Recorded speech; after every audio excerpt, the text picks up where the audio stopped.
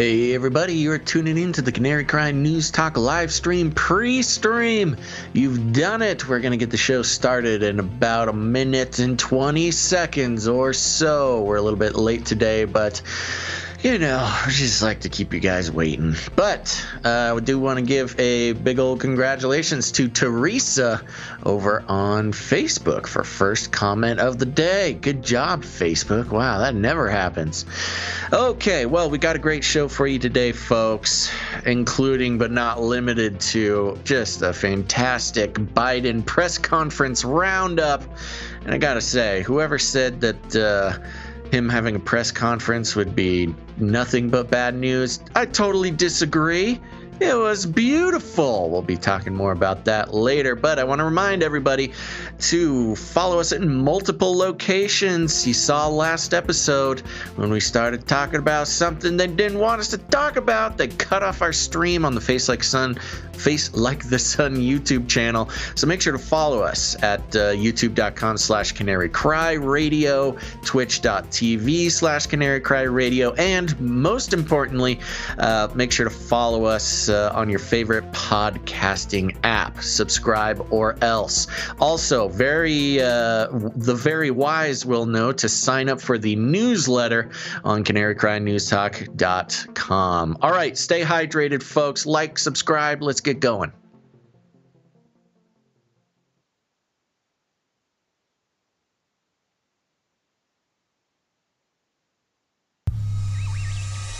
The world is getting crazier.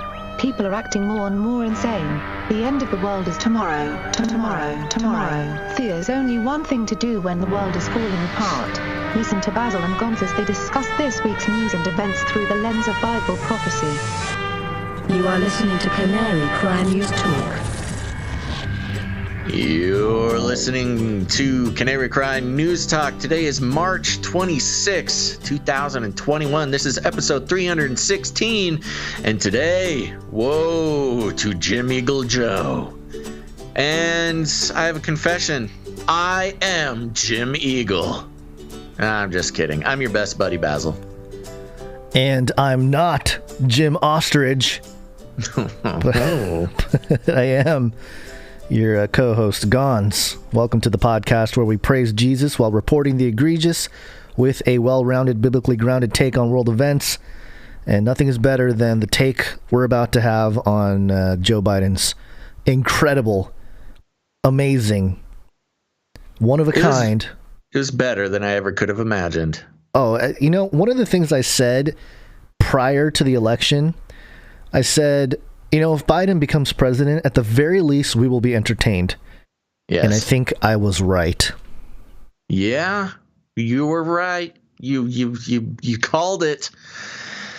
Oh, man. Yeah, so before we get into it, I want to let everybody know, if you're watching live on the YouTubes or anywhere around the internet, please go ahead, hit the like button and subscribe. Turn on notifications. It goes a long way to helping out the show. Yes, it does. Like, subscribe, bell button, all. Like, subscribe, bell button, all. Yeah, do it now. And the pre-stream listeners heard this already, but I think we should remind people they should follow us in multiple locations. It's dangerous to rely on one YouTube channel to try to get the show. So we're all over the place. Twitch.tv/canarycryradio, youtube.com/canarycryradio, DLIVE, everywhere. But most especially, you should go sign up for the newsletter. We don't send out a lot of newsletters, or mailing list rather, but in the case that we are shut down on the publicly accessible live broadcast areas, whoever's on the newsletter is going to know what to do at that point. So you can head on over to canarycrynewstalk.com. Click into the best way to do it is click into one of the episodes, click a little thumbnail there, and then go to the bottom, sign up for the mailing list. Just a word to the wise.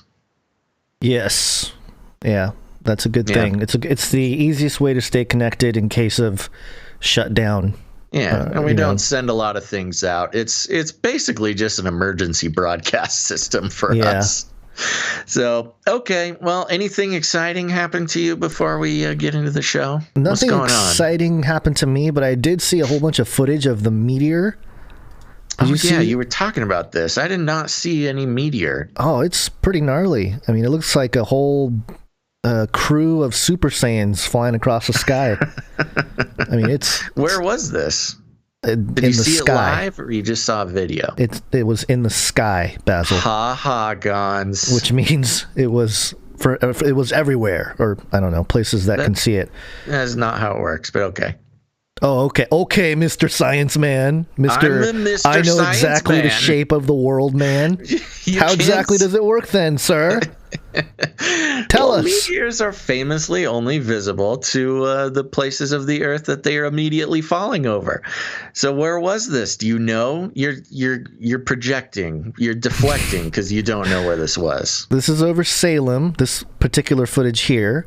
Oh. Salem, Oregon, I believe. But there was another one from, where was this? Washington, Vancouver. So, yeah, Pacific Northwest, I guess. You know what this probably is? It's Son Goku and the Super Saiyans. Yeah, Super Saiyans and or garbage hugging space Flippy. Oh, yeah, space Flippy. Space junk back into the atmosphere. That's right. This is Flippy sacrificing himself for the greater good. Okay. Well, it's like the Iron Giant, only in Flippy form. Oh no, the tears are coming. Oh, God. Okay, we got to change the subject. Yeah, that'll get you. Yeah. Okay. Yeah, I mean, other than that, not really much else going on in the world, my personal world. But what about you? You got anything crazy going on over there? No, nothing. My most exciting part of the past couple of days was actually watching the Biden press conference. It was great. We'll get there. We got it plenty was only to an get hour into. long, but it felt like an all-day affair. I'm pretty sure he is a time-traveling... he has the John Teeter machine. He's temporally privileged. He is. And some of the pauses that we experienced as multiple seconds for Joe was just, a split second. Yeah. The time traveler. Right. It felt like years. Yeah. It was like that Interstellar. Right. The movie Interstellar. Yeah. Yeah. Speaking of which, the other day I don't know what was going on, but I became completely enamored and obsessed with the robot from Interstellar. Oh, yeah. Did I bring this up on the show? No. Best robot. Yeah, that's what people... Yeah, I've seen the movie. It's a very low-key, likable robot. Very nice likable. Personality and whatever. Best film robot. I'm putting that on the record. Because people... Hey, Gons. Yeah. When you're a notable robot influencer like myself...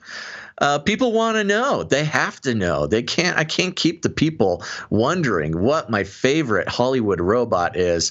It is definitely Tars. I think that's his name. Tars from Interstellar. Check it out. There's some great YouTube compilation clips of all the Tars clips. You know what was great about that robot was they didn't make a humanoid or his physical appearance to be humanoid, which I loved it. Yeah, which made it a little bit more likable. Mm-hmm. But obviously... And more realistic. He was like I don't know how to... He looked like a refrigerator, but I don't know. Check it out. All Go right. watch some compilations. Mm-hmm. And speaking of robots, Gons, it's time for the Flippy update. Flippy update. Do you want fries with that? Okay, folks, if you don't know, maybe you're new to the show, Flippy is the colloquial name for the disembodied robot arms that are taking our jobs, enslaving our children, and flirting with our spouses. We use talking about Flippy as a way to explore how robots and AI are taking over the world, and there's nothing we can do about it. Today, it's a little bit of a low-key Flippy update, but notable nonetheless. This is coming from robotics.news, and the headline is Kroger opens fully automated warehouse in Ohio, plans to open more in the future. As the demand for product deliveries increased due to the Wuhan coronavirus, Wuhan coronavirus. When was the last time you heard it called that? Yeah, never. Yeah. And as lockdowns prevented many from going to work, companies are resorting to using fully automated warehouses. This is what happened with supermarket chain Kroger, which just opens its first fully automated distribution center in Ohio. Kroger, whose headquarters is based in Ohio, recently opened its new automated fulfillment center in a small town of Monroe, Butler County in Ohio's southwestern region. Monroe, didn't we just talk about Monroe for another Flippy? Oh, this was, I believe, in Monroe, New York. That's where Smiley was. Oh, was it? Yeah, maybe. Yeah, I could be wrong, but I think that's what it is. The $55 million warehouse is 335, so close, square feet in size. We still got a 33 in there, you know. Yeah. Pair of threes. Okay, we're good. The Customer Fulfillment Center, as Kroger calls the warehouse, features digital and robotic functions that allow the company to assemble an order of around 50 items within 6 minutes. Company executives pointed out that an order of similar quantity would take their human employees approximately 30 to 45 minutes to assemble, since they have to physically pick up the items from various areas around the fulfillment center. The fulfillment center is the first of around 20 planned fully automated warehouses and distribution facilities of similar size. While the new facility is fully automated, it is still expected to employ around 400 people. What's the point then? There's so many human beings. It's to not have 4,000. Okay. In a conference call to discuss the company's fourth quarter earnings, Kroger said the fully automated fulfillment center completed its inaugural order on March 3rd. Quote, "This marks the soft opening of the facility, and we look forward to our grand opening in early April," said Rodney McCullen, Kroger's chairman and chief executive officer, during the conference call. Quote, "We continue to be excited about the elevated experience that this will bring our customers in Ohio, Kentucky, and Indiana, tri-state area, and across the country as we continue to open additional facilities." Do you know who the parent company of or a subsidiary of Kroger is? No. King Soopers. Really? Mm-hmm. Oh my Kroger gosh. is the parent company. Full circle. Yeah, it's a warning. You know, next time you try to go in there with a gun, all you're going to find are robot arms, and it's going to come after you. Well, see, and you picked up on what I was laying down, because the reason I wanted to bring this up is, so this Kroger facility, it's very much like an Amazon warehouse, where, you know, they're calling it a fulfillment center. Of course, with the coronavirus, the lockdowns, you can't go to a grocery store anymore, yada, yada, yada, get your stuff delivered. But now, with the grocery store shootings happening at apparently a Kroger subsidiary company, just as more incentive to employ robotic arms versus trying to lure unsuspecting victims into an actual grocery store.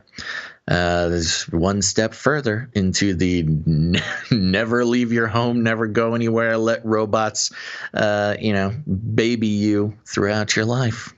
Yeah. This does sound more impressive, actually, than an Amazon fulfillment center, who, of course, has laid down the trends of what we all expect from retail companies going into the future. Have you been doing any of the grocery delivery stuff? I think the wife did for a little bit, but I was like, man, that's expensive. Let me just go out there and let me be a robot while I still can. Let me be my own fulfillment center. Yeah. Anyway, so there you go. Like I said, not the most, earth-shattering Flippy update, but considering everything going on with grocery stores and everything else, we got to get the robots in service of feeding us little humans. We can't feed ourselves anymore. Yeah, it's something to keep in mind. Kroger being the second largest general retailer behind Walmart.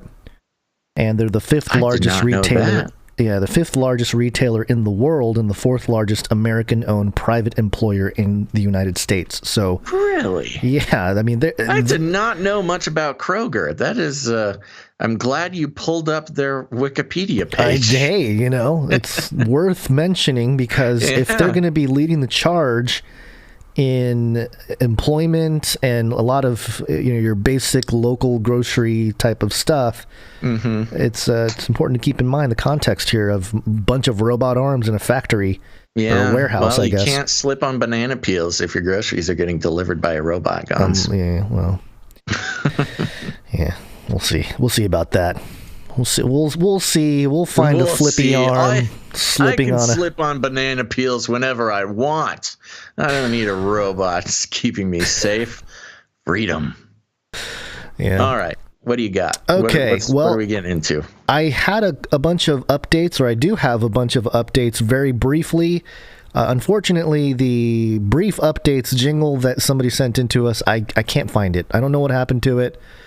Have we been playing that recently? We haven't. We haven't been using it because there hasn't been a need for it. A lot of the stories fit into a nice category. But today I was like, I got a few of these that don't necessarily fit into a nice, clean category.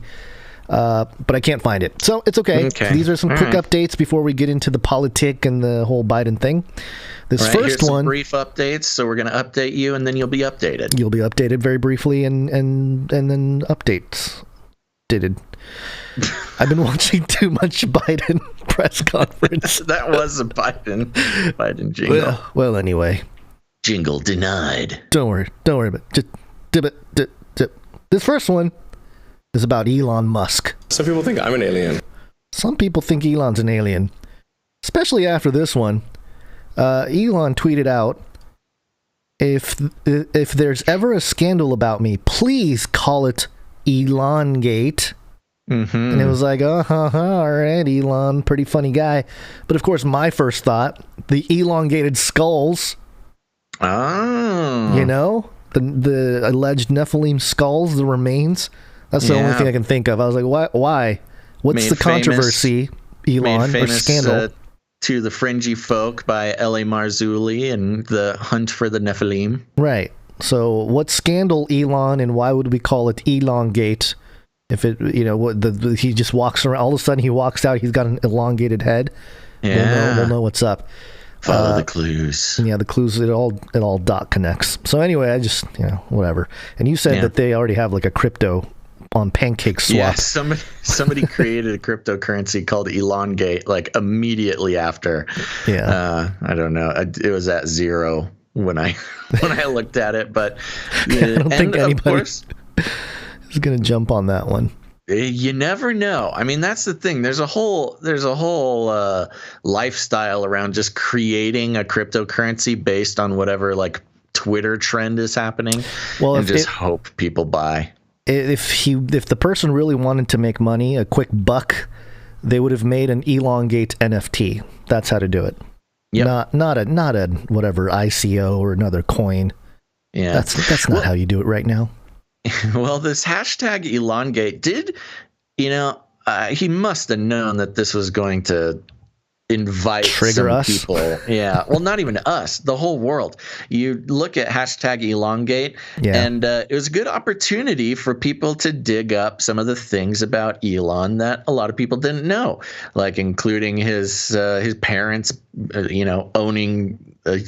making their fortune in an emerald mine during apartheid in South Africa, and all sorts of sketchy connections and shady things he's done. That picture of him with Ghislaine Maxwell gets posted a lot.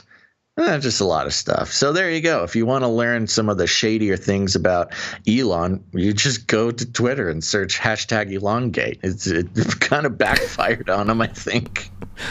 Maybe. Well, if you think he's a cybernetic future, neuro-implanted being already, then it's all planned. It's all part of the revealing. Oh my god. The apocalypse of the Nephilim. All right, so there's that. That's interesting. Also, this right here, I don't know if you saw this story, Basil, but it's about the Suez Canal. Oh yeah, the There's ship. the Been giant seeing ship. a lot about this ship. This music's super loud. I'm going to mute that music. But yeah, it's a huge ship that got stuck on the Suez Canal and backed up a whole bunch of supply shipping. And we've heard a lot about the disruption of the supply chain in the last year. This seems very convenient. That a lot of really interesting sort of conspiracy theories about this. Yeah, I've heard everything from, they're just, they did it on purpose to stop the supply chain because they want to build back better, great reset. I've also heard some creature was unleashed on the boat. And I didn't hear that one. That's way more fun. They had to shut it down because they don't need the some creature to get out there just yet of course. COVID-21. The one I saw floating around was somehow connecting Evergreen, which I believe is a Korean shipping company, connected it to Hillary Clinton and Ghislaine Maxwell and the Pizzagate thing, and how this was a heroic attempt to stop some child trafficking or something. Oh, so the cargo ship had some children? Yeah, either the cargo ship had it or they purposefully ran this one aground or whatever to block up the canal to stop a different ship from making a delivery. Oh, okay. All right. Yeah, I have no evidence on this. This is just some tweets I saw. It's just always amazing when I see pictures of this thing, how big it is. You got this whole... It's unfathomable. They're enormous. If you haven't seen one in real person, in person, it's really hard to wrap your brain around how big these things are. And how they float. I don't get it. How do they float? Doesn't it's the alien technology. Oh, yeah, the Ever Given. Okay, so, yeah, I mean, just something to keep an eye on, I guess. There's not much to report other than some of the speculations going on out there. I don't know why it's taking so long. What's the deal? A few days, hasn't it? I know. That's what I'm saying. It's weird. Just throw that sucker into reverse. Come on. What's the problem? Well, if they use what they do with rhinos, they can really help the people out. This is CNN.com. Why airlifting rhinos upside down is critical to conservation. What? And there's a picture of a rhino being carried upside down. I don't get it. I don't think this is critical to conservation. I think somebody just... What? Whoa, sorry, that tripped me out. I opened up the Twitch stream and I heard myself talking about rhinos. It really threw me off. This sounds like somebody's playing a practical joke on these rhinos. Well, they're blindfolded and thrown upside down. I mean, this is the beginning of Ninja Turtles. They're going to put him in some green goo.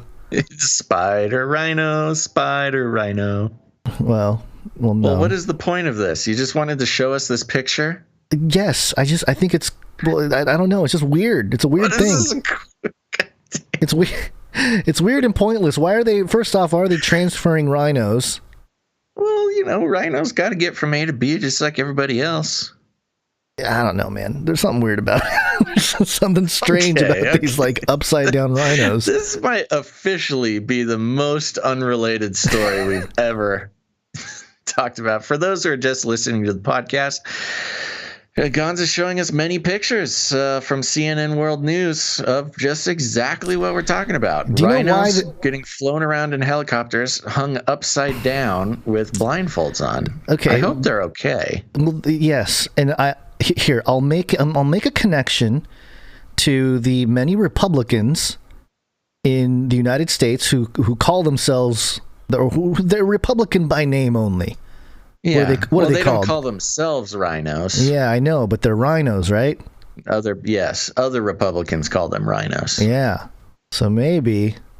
Okay, it's a message from CNN to the Republicans in name only. We own you. Don't you know there's not going to be a Republican Party in 2024? Oh, that's right. Sorry, I'm jumping ahead from.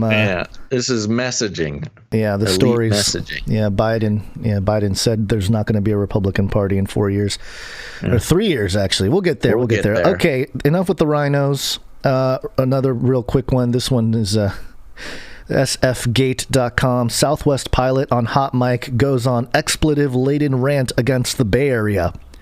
Did you hear about this? People, learn to mute your mics. It's just a real simple thing. They didn't say who it was. I don't think you can play this on the show. I'm not going to play it. I'll censor myself. But March 24th, in a hot mic incident recorded over the Manita San Jose International Airport's air traffic control scanner, an unidentified pilot was heard delivering an expletive-heavy rant, according to the travel site 1 Mile at a Time. The pilot said, quote, "F this place, GD liberal Fs." And he continued, effing weirdos, probably driving around in effing Hyundais, effing roads and stuff that go slow as F. And you don't... He was having a bad day. He was having a real bad day, I guess. Just mute your mics, folks, number one. Number two, don't talk negative. Just don't do it. Don't talk like that. Just ever. Well, it's not good to talk like that. You know what came into my mind when I heard about this? This is obviously a conservative pilot who is flying in the Bay Area in California. Yeah. He was just saying what anybody in the Central Valley is thinking.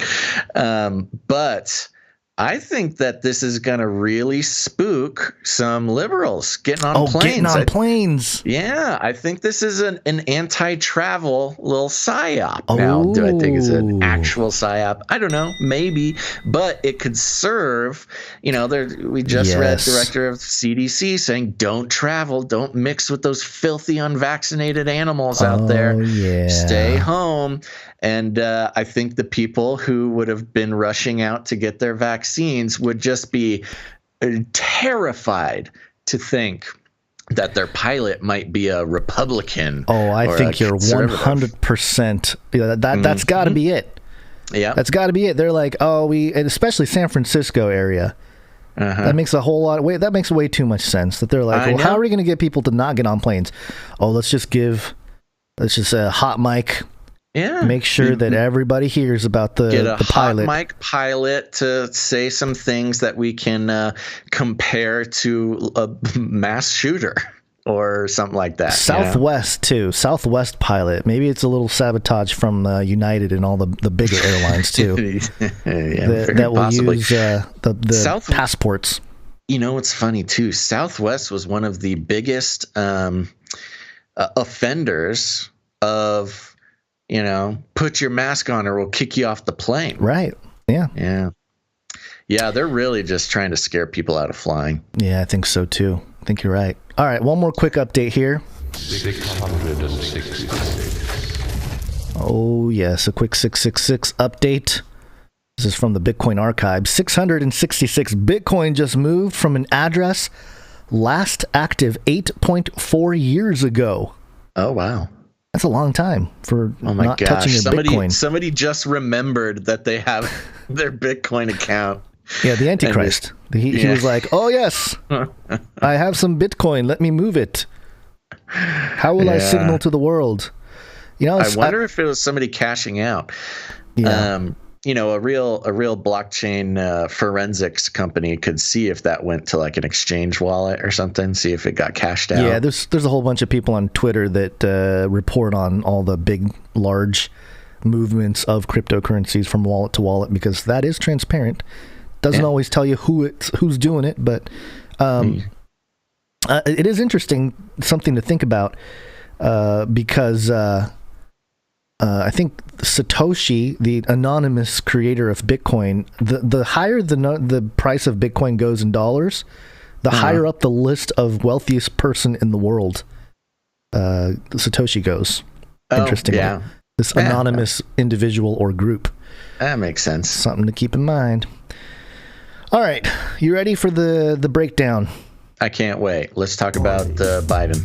It's Latin for many. Tick. Now suck your blood. Politics. Got hairy legs. Got hairy legs. Hairy Legs Joe Biden did his press conference yesterday. What was it, 65 days or 66? Yeah, I think it was, I thought it was 65, but it'd be much funnier if it was 66. Yeah. Well, anyway, we have, I was trying to keep it down to like a handful of clips, but I just couldn't do it. There's just way too much good stuff in here. Yeah. And if you didn't watch it. Oh, yeah. Did you ask if I watched it? No, I was watching. I was going to say, if you didn't watch it, this will be your download of how it went down. So it was like every single question, every single answer, every single thing he said was hilarious. And sometimes in a sad way, sometimes in a funny way. But it really was an hour-long best of session with Joe giving his press conference there. And, of course, just for a little background, of course, for those who don't know, the White House has been on a total media blackout for the past month, for the month of March. We'll see if they pick back up. I've really been missing my good personal friend, Jen Psaki, and talking about circling back and everything. But circle back, but I'll have to circle back. There was no circling back with Joe up on the stand, just him and the reporters and his little notebook. So we've got quite a few clips to go through. So I think this is kind of a best of playlist. There's definitely a lot more in there, but we couldn't. It would take the whole show. So what do you got? All right, this first one here is about the border. I got 3 clips about the border that he talks about, all the stuff happening down there. Okay. And there's a reason for playing. This first one isn't funny per se, but this one got fact-checked by your left-wing media and the mainstream media. So let's see what he says here. Oh, come on. The vast majority, the overwhelming majority of people coming to the border and crossing are being sent back.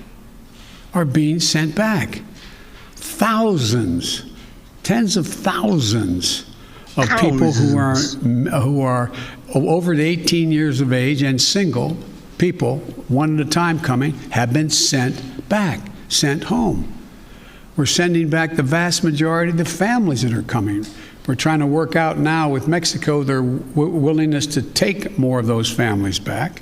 But that's what's happening. They're not getting across the border. All right. Thousands. You got like a Christopher Walken thing going. Thousands. PolitiFact.com, fact-checking Joe Biden's first White House press conference. And that sentence where he says, we're sending back a vast majority of families that are coming. PolitiFact says, we rated his claim false. Oh. Yeah. Whoa. While most adults coming alone are being expelled under a public health law, the same is not true for families, according to federal data. PolitiFact getting in the debunking game. Yeah, good old PolitiFact. We've actually noticed this trend over the past couple months.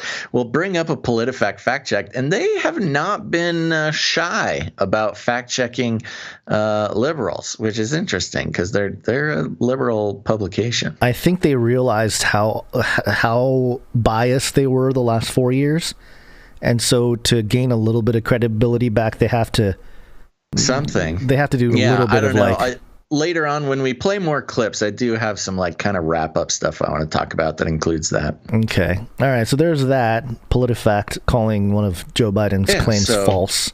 He's lying. He's like, well, really? A politician lying? Imagine no way. that. This next one is about the children who show up at the border. The vast majority of people under the age of 18 come to the United States come with a telephone number on a wristband, or come with a telephone number in their pocket in the United States. A mother, a father, a close relative, a grandmama or grandpa. What was happening before is it's taking literally weeks and weeks and maybe even months before anybody pick up the phone and call to see if there really was someone there. Well, we've set up a system now where within 24 hours there's a phone call made as that child crosses the border.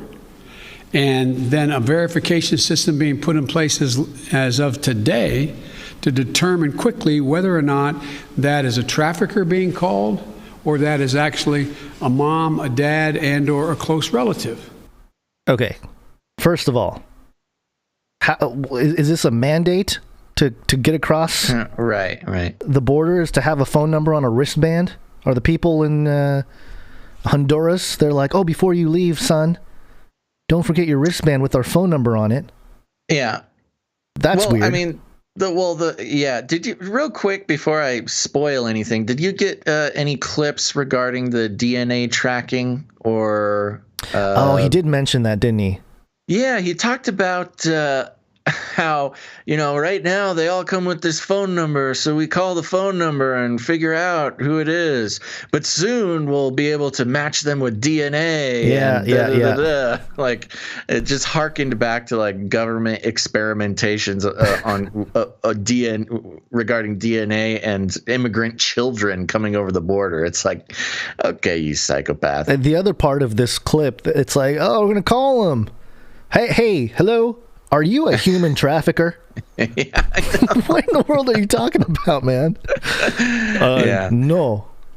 No, we are not human trafficker. I am father of that child. Like, Yeah. I don't understand the point of this. Like, what? Yeah. How does that make anybody safer or the children safer or what? I will say this. It makes sense that like you give the child the phone number, put it on a wristband. So like when they do make it to America, they can call you there's real, parental reasons for that. And there's also trafficker reasons for that.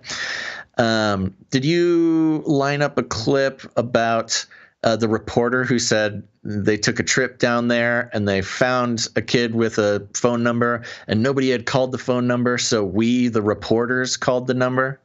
I didn't clip it, but yeah, I think it was right after this. So yeah, included in this, one of the reporters was like, yeah, well, I think it was from Univision. I think it was the Spanish-speaking channel. They're like, yeah, we went down there. We found a kid. We called the number on the wristband, and we talked to his mother from Honduras or whatever. And they actually got a hold of the mother, or at least somebody claiming to be the mother.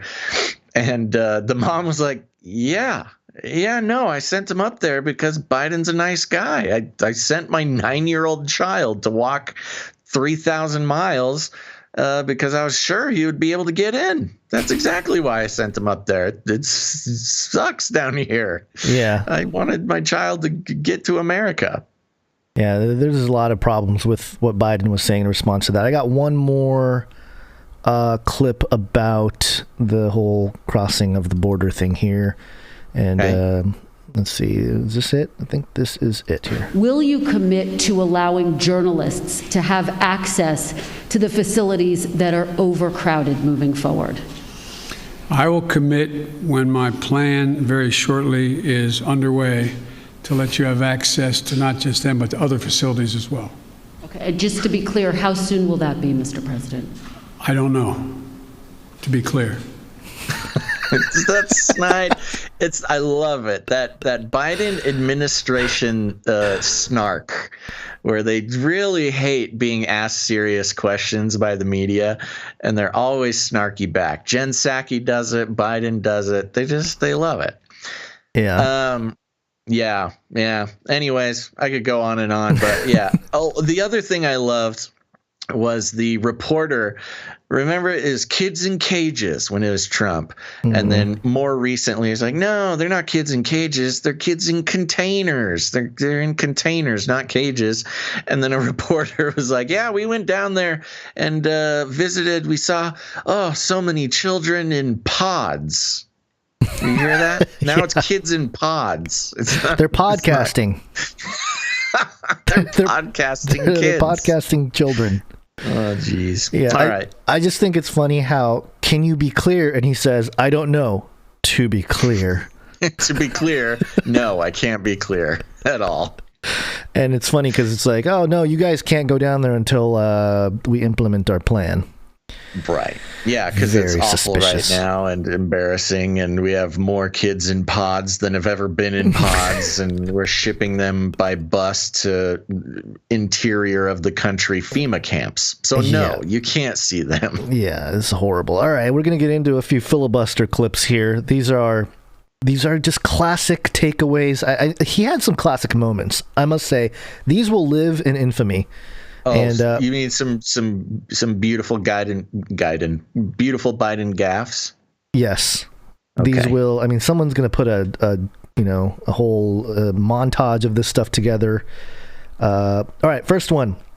Biden is over 120 years old. With regard to the filibuster, I believe we should go back to a position of the filibuster that existed just when I came to the United States Senate 120 years ago. So, yeah. You said he was making a joke. Well, there's two options. I was trying to figure it out. I was like, because he's made that joke before. I mean, he's made the joke like, oh, when I first went to the Senate, I rode a dinosaur in. He loves talking about how old he is, which, I guess he has nothing else to do but joke about it, because it is kind of terrifying that we have an almost 80-year-old president. So it's either that he's trying to make a funny joke, in which his comical timing was just completely absent. He just rolled right through it. Like, there's no clue that it was a joke. The other thing was I was kind of trying to figure out. He's talking about the filibuster in the Senate 120 years ago. I was like, is he trying to refer to, like, did the filibuster become a thing 120 years ago? Is he trying to, like, state a historical fact? But the fact of the matter is, it was completely unclear to me. Oh, it was very confusing. And I mean, some of these other clips continue on with that confusion. Or he's a vampire. That's the other option. He's truly a bloodsucker. Yeah. Okay, yeah. So he goes on to talk about the how people are tired of the whole filibuster thing. It used to be you had to stand there and talk and talk and talk and talk until you collapsed. And guess what? People got tired of talking and tired of collapsing. Yeah. This was so random. What? People got tired of collapsing? Well, so traditionally the filibuster, you're basically just killing time until the clock runs out on a certain vote. Right. So, the filibuster is you line up a whole bunch of senators or a number of senators to just kind of get up there and run down the clock. And these guys, they got to talk and talk and talk for the whole business day, basically, and then they come back and do it the next day. Fun fact, so there's a whole lot of talk about getting rid of the filibuster, which, Democrats loved the filibuster when Trump was president. They filibustered plenty of times because they loved sabotaging Trump's administration and at the time, the Republican-controlled Senate or House, whichever one it was. So, the Democrats loved filibustering when they weren't in charge. But now that they got Biden in charge, they got to get rid of it. Got to get rid of the filibuster. One notable fun fact about filibustering is the Democrats actually hold the record for the longest filibuster in history. Which was how long is it? It was 60 days. Oh, my gosh. For 60 days, they filibustered. And you know what this was about? Segregation. It was a Jim Crow segregation filibuster where the Democrats at the time, was trying to stop desegregation. Well, there you go. Which is a very inconvenient fact that they do not enjoy people bringing up. Yeah. All right. Well, here's another one. A couple more filibuster clips here. This one is, I think he loses his train of thought here. I'm going to say something outrageous. I have never been particularly poor at calculating how to get things done in the United States Senate. So the best way to get something done, if it holds near and dear to you that you like to be able to, anyway. we're going to get a lot done. And if we have to, if there's complete lockdown and chaos as a consequence of the filibuster, then we'll have to go beyond what I'm talking about. Oh, poor guy. No, I feel bad. Okay. He's a 78-year-old man, and they're juicing him up and sending him out there. Oh, saying, man, Miss Kim. Yeah. How many news press conferences have all the questions and the people asking the questions listed before? It doesn't seem like a real true press conference. No. I mean, and yeah, he has... I thought it was strange. I'm like, this guy can't remember anyone on his own cabinet. He can't name anybody. And now he knows all the names of the reporters in the room? No, he doesn't. He's pulling up his notes. That's why he's like, let me pull up my notes here and let me... Exactly. Oh, this one, it made me laugh, but it also made me feel sad for the guy. I mean, it's like, man, they're really... It's elder abuse. It is elder abuse. This guy has no clue what's going on. And more than elder abuse, this is an abuse on the American people, I think. Yeah. Why do we have to suffer this? Okay, well, we know why. But last one here, last clip from the filibuster section. I put flirting. Maybe he's not flirting. Maybe he tried to make a funny joke with the reporter here. But then he goes into my ISO for the entire Biden press conference, and we will play What'd He Say after this. Okay. Okay. Where am I here? Let me see. Caitlin? Thank you very much, Mr. President. I have a question for you, but first, I'd like to follow up on a question from Yamiche, and that's on the filibuster. That counts as a question, but go ahead. Okay, I'll make it quick. It's a quick question. Regarding the filibuster, at John Lewis's funeral, President Barack Obama said he believed the filibuster was a relic of the Jim Crow era. Do you agree? Yes. If not, why not abolish it if it's a relic of the Jim Crow era? Pause. Think. Successful electoral politics is the art of the possible. Okay, wait. What did he just say? We're gonna count how long that pause was. All right. Okay. Let's do it real quick. How many? We're gonna count Mississippi's. Okay. Yeah. All right. Yes. If not, why not abolish it if it's a relic of the Jim Crow era? 1 Mississippi, 2 Mississippi, 3 Mississippi, 4 Mississippi, 5 Mississippi, 6 Mississippi. Successful electoral politics is the art of the possible. I think you could have fit a 7 Mississippi in there too. Okay, yeah, let's go ahead and play. What did Biden say? I'm going to play that just isolated one more time here. Successful electoral politics is the art of the possible. Successful electoral politics is the art of the possible. Successful electoral politics is the art of the possible. Okay. All right. Successful electoral politics is the art of the possible. That's close. All right. Okay. It's close. Okay, so I think he was trying to quote Otto von Bismarck, who said, politics is the art of the possible, the attainable, the art of the next best.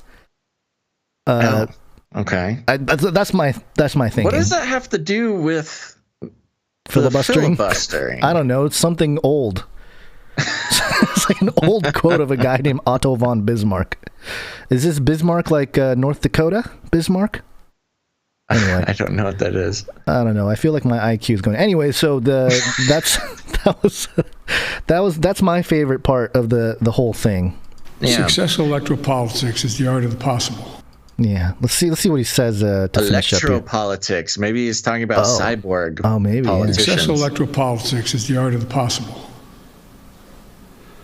Let's figure out how we can get this done and move in the direction of significantly changing the abuse of even the filibuster rule first. It's been abused from the time it came into being by an extreme way in the last 20 years. Let's deal with the abuse first. By an extreme way. Sounds like you're moving closer to eliminating the filibuster. Is that correct? I answered your question. I'm done. There's not a yes or no. That is I answered your question. Got your answer. You didn't answer the question. Yeah. Yeah. I don't know. I think this filibuster thing, this is coming from, I think, a little bit more radical people who are tired of, the thing with the filibuster. Not that other democracies don't have their equivalent or have the filibuster thing. Is it a parliament thing? It may. I don't really know the full history of it. But it's a beautiful aspect of American politics, kind of like the Electoral College, where it doesn't make a lot of sense. It kind of hinders a flow of getting things done easily. It's a bureaucratic tool, but it's to empower a minority. And that's the big problem that we have when, with a lot of these liberal ideas about what to do with American politics. They want to get rid of the Electoral College, which is a tool to disempower majority states like California and New York, who, if it was one vote, one voter, one vote situation, California and New York would decide the president every single election. Yeah. And it would basically turn the other 48 states into serf class states where they just exist to serve the voters in California and New York, which is why the Electoral College is, it's a balancing political technology in the U.S. And the filibuster is similar in that, when you have a Democrat-controlled majority in the Senate or the House with the executive branch, in theory, Democrats would be able to do whatever they wanted, and there's nothing that a Republican could do to stop them. But the filibuster is this little tool, this little piece of political technology that empowers a minority to slow things down. So it doesn't, so for whatever party is in charge, doesn't turn into a runaway freight train and completely change American life in a 4-year period. And this is during the Trump era. The Democrats loved filibustering. They did it all the time, and it stopped Trump in his tracks many times. And they are now afraid that it's going to stop Biden because they want it's going to backfire. Yeah, and that's how it is. So, yeah, they want to get rid of the filibuster. And yeah, is it frustrating? Yeah, it's incredibly frustrating. It's one of the most elegant ways that a bureaucracy can fail is when you empower a minority within the bureaucracy. But it's very American, and that's kind of the whole point. I'm actually, through my studies following this Biden thing, I'm kind of into the filibuster. I think it's awesome. Yeah, I was going to say, stop filibustering. We're going to get to the next clip here. I'm a huge fan and practitioner of the filibuster. Apparently, it started in ancient Rome with Roman Senator Cato the Younger. And he was one of the first ones because he knew that certain things had to, the votes had to be in by dusk. So he would just keep talking. So, and then it was picked up by the UK and and then other democratic nations or whatever, picked up on it. But yeah, I mean, it's again, it's interesting. It's like you say, it's a political tool, technology, if you want to call it that.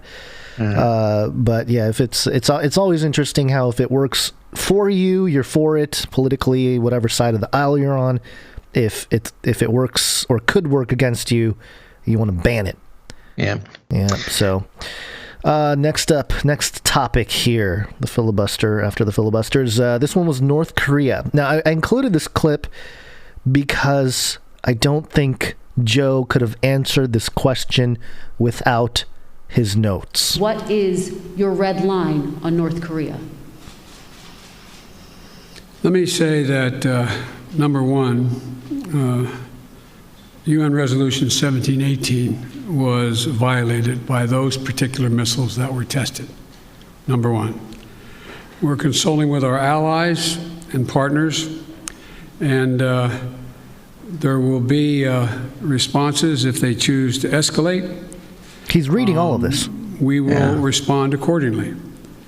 But I'm also prepared for some form of diplomacy, but it has to be conditioned upon the end result of denuclearization. So That's what we're doing right now, consulting with our allies. What? Yeah, he's talking about consulting the allies. This is like the most transparently puppet moment, I think, of the whole thing. Because, first off, he's just reading directly off of his notes. Like right. word and for his word. Notes say nothing. It doesn't say anything. Just North Korea, if you're going to negotiate. I think it's supposed to make him look like, oh, we're taking a hardline stance on... And it's the typical Democrat thing. Obama said the same thing, like, oh, the only way we'll negotiate with North Korea is if they talk about denuclearization. Right. And specifically, he said, if they choose to escalate, we will. Right. There will be repercussions. Otherwise, we're talking with our allies. Right. So he's basically saying we're not going to do anything unless they escalate, and whatever that means. But we're just talking to our bros about it. Yeah. And it sounds to me like it's all stuff the bros gave him to say. So nothing of his own thought. It's all, handed to him. We know that. Yeah, nothing surprising there. Okay. Real quick, before I give anything away, did you get the clip about him and Xi Jinping spending a lot of private time together? I was going to do it, but he was so long-winded, and I was getting to the point where we had like close to 15, 16 clips, so I didn't include it. That's okay. But I think it's a great clip, but I will just fill it in when it's relevant. Okay. Yep. We'll get there. This next one is about voter laws. This is he gets mad. He gets mad here, and this is where we get the title of the episode, Woe to Jim Eagle Joe. And he mentions, pay close attention, he says he's going to say 3 things. What are those 3 things? Here we go. What I'm worried about is how un-American this whole initiative is. It's sick. It's sick. First of all, the zoom on this is really funny. It's from like the camera that they chose for when Joe started talking is zoomed all the way out, and they have to zoom all the way back in, and it's just a really bad visual. It's like a bad production thing. It's like a not the worst zoom. I've seen worse zooms, but they're trying to make it all dramatic, but it's dramatic. It just looks bad. It's a bad look. Okay, anyway, sorry. Okay. I'm going to start over. What I'm worried about is how un-American this whole initiative is. It's sick. It's sick. Deciding in some states that you cannot bring water to people standing in line, waiting to vote. Deciding that you're going to end voting at 5 o'clock when working people are just getting off work. Deciding that there will be no absentee ballots under the most rigid circumstances. It's all designed, and I'm going to spend my time doing 3 things. 1, trying to figure out how to pass the legislation passed by the House, number 1. Number 2, educating the American public. The Republican voters I know find this despicable. Republican voters. Hey, chill out. Folks out outside this White House. I'm not talking about the elected officials. I'm talking about voters. Voters. Okay. And so I'm convinced that we'll be able to stop this because it is the most pernicious thing. This makes Jim Crow look like Jim Eagle. I mean, this is gigantic what they're trying to do. It's gigantic. And it cannot be sustained. And do everything in my power, along with my friends in the House and the Senate, to keep that from becoming the law. This is gigantic. It's huge. Now, you Googled Jim Eagle, as I did. I did a date limit. Bro, so that I did not just Google Jim Eagle. I spent like an hour looking for who Jim Eagle was. And I don't know why. It was me. I made a mistake. I had too much trust. I'm like, surely this is a reference to something I need to know about. How about you? You find out who Jim Eagle was? No, all I found was like puppets of Eagle Jim. No, not Eagle Jim. I don't know his name. It was Eagle something. It was some puppet. And no, there was nothing. And then I realized... Shirley. Yeah, I had the same thought. I was like, surely he's like referencing somebody, some song or something. Jim Crow and Jim Eagle because eagles are bigger than crows. That's right. Surely that could not be what our president is saying. That's why at the top of the show I said that I'm either am or am not. I said I'm not Jim Ostrich. It's the biggest known bigger bird. Than an eagle. It's bigger humongous. than an eagle. Kit over on YouTube says Jim Eagle, the newest Avenger. Yeah, man, this is when it got sad. It was pretty sad. Yeah. When I realized that this makes Jim Crow look like Jim Eagle. That he was just saying like eagle is a bigger bird than a crow. So it's a bigger deal. Man, he's just lost it. Yeah, and any Democrat talking about Jim Crow is just hilarious. And it's not even, I don't know. There's a part of me that wants to be like, oh, a dad joke. Yeah. But it's... but he's so, like, serious and mad. That's the problem. Again, he's serious, number one. It's the weird comedic timing. Like, he's very serious and talking about how this is, like, the worst thing to ever happen to America. And then throws in, like, makes Jim Crow look like James H. Emu. Yeah, and I don't want my president, I'm going to say I know people get triggered with that, but I'm just saying our president here in the United States. I don't want him joking about stuff like that if it's a real big deal. Well, right, exactly. You don't want him to be like making these weird comparisons with, I don't know, it's just anyways, sad. Jim Eagle will go down in infamy. I mean, that if that doesn't make it into the history books, our system is broken. Yeah, and it's funny because, and we didn't include it, but there were some a lot of like news, like M5M news outlets trying to explain the Jim Eagle. Like, I think somebody even said like, oh, we should make Jim Eagle into, we should bring it into the common vernacular of our conversations. Really? Yes, somebody said that. Okay, I'm gonna have to look it up now. Yeah. Hold on. I'll see. Dang it! Somebody beat me to it. What? Dang it!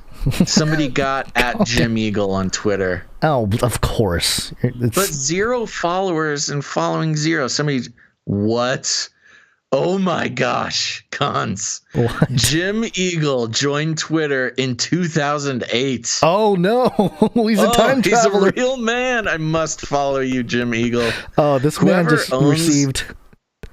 What? This man's probably going to become famous, whoever he is. Oh yeah. Yeah. Oh, here it is.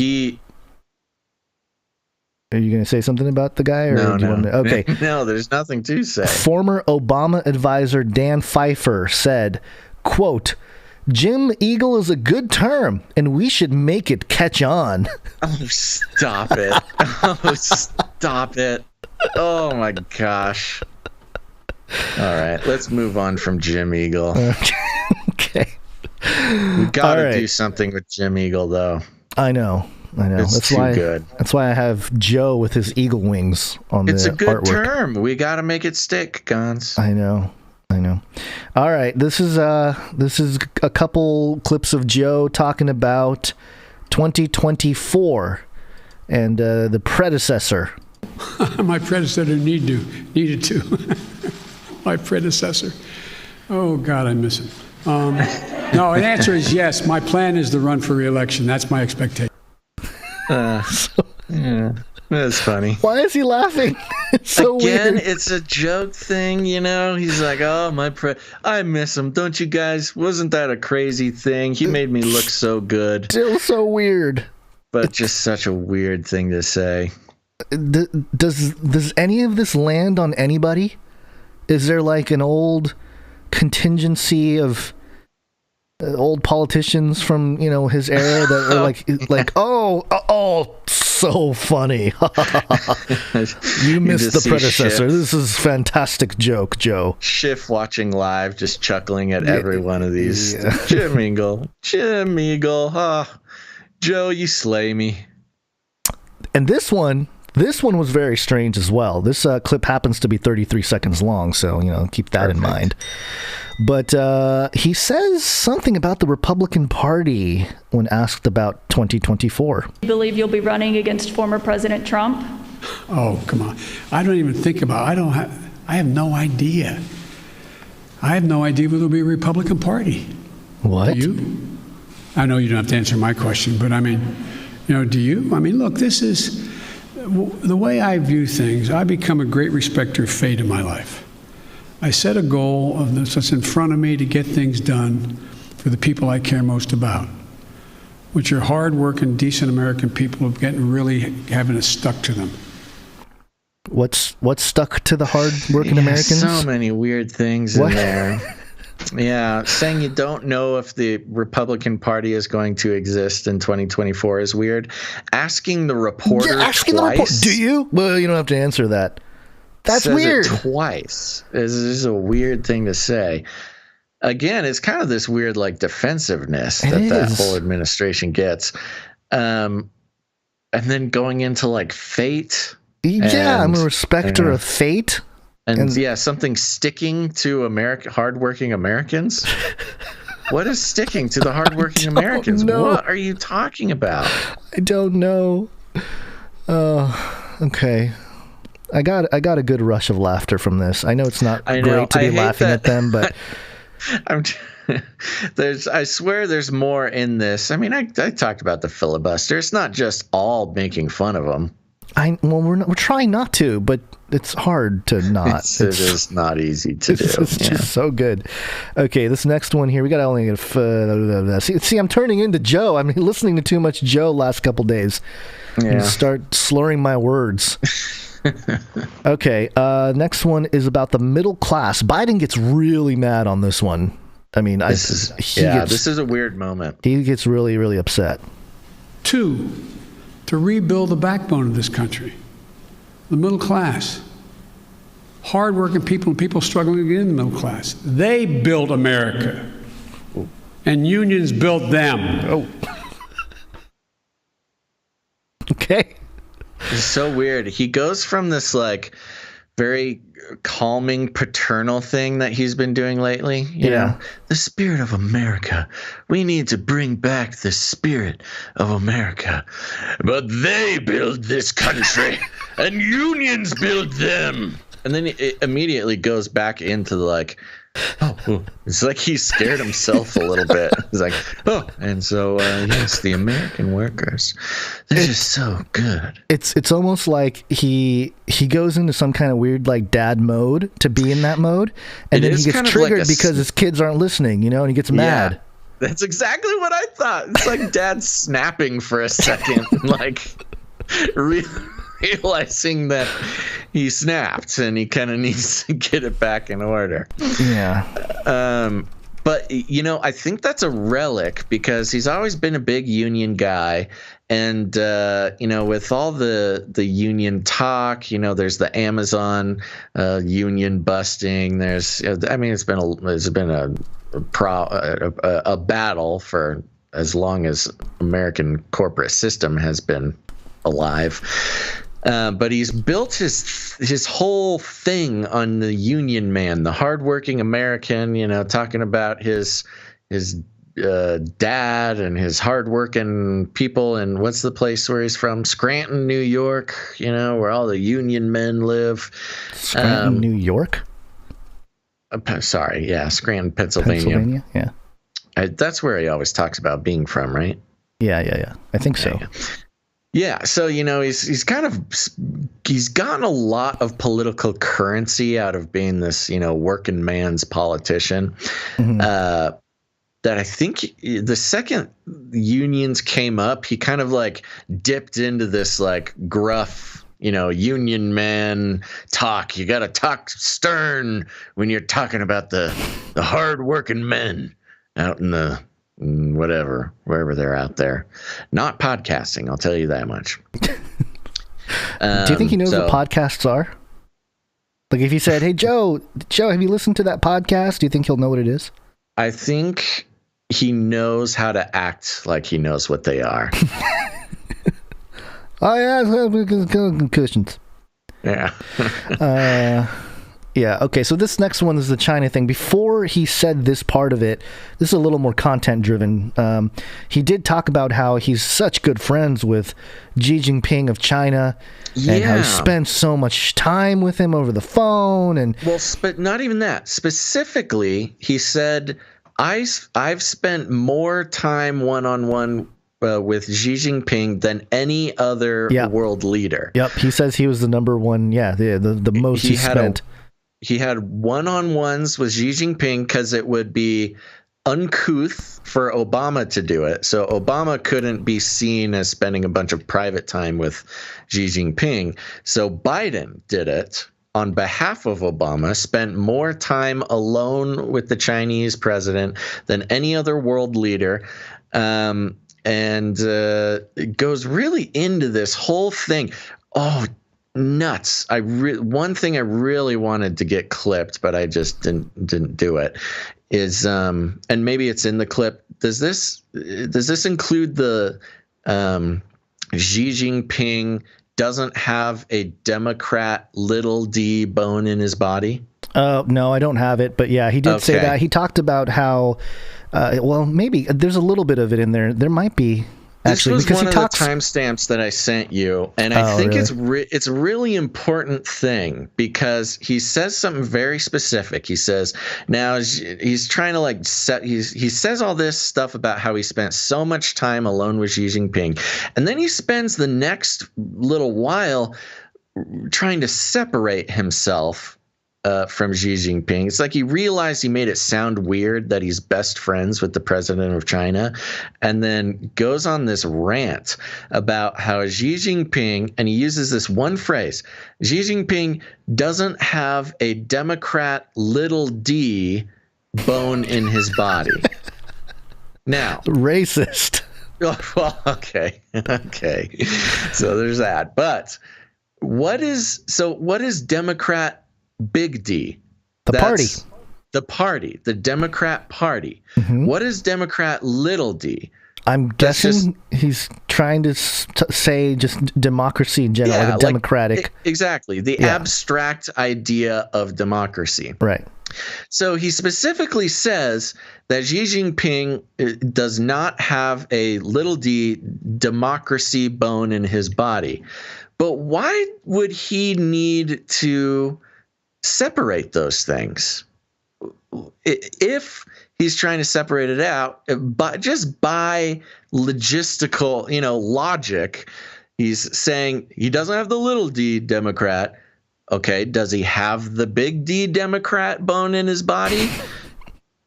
Oh, I see what you're saying. You know what I mean? Like maybe he has a capital Democrat bone in his body, but and then he goes into how he's an autocrat. That's what I was going to say. Autocracy. He was comparing not just China, but just the emerging world with the autocracies, is going to be the big enemy of democracy, not communism and all this stuff. So he was, I think that's what he was trying to get at was. Yeah, but he's kind of saying that like the capital D Democrat does have something to do with the ideology of Xi Jinping, the autocrat. I don't know. It was just weird. The logical breakdown. And maybe he meant to say this, maybe not. Maybe it was a slip of the tongue. Maybe it was the truth trying to come out.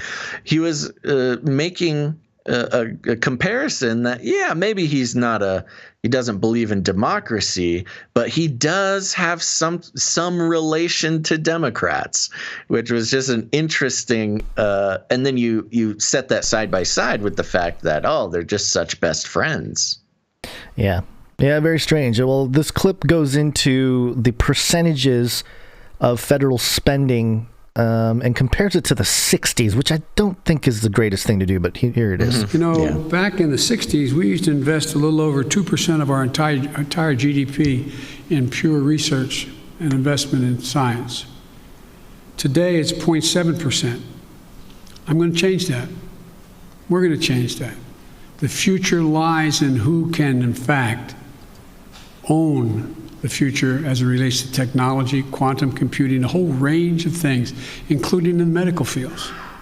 We're going to invest in medical research, cancer, Alzheimer's, diabetes, the things, industries of the future, artificial intelligence, quantum computing, biotech, and we're going to make real investments. China is out investing us by a long shot because their plan is to own that future.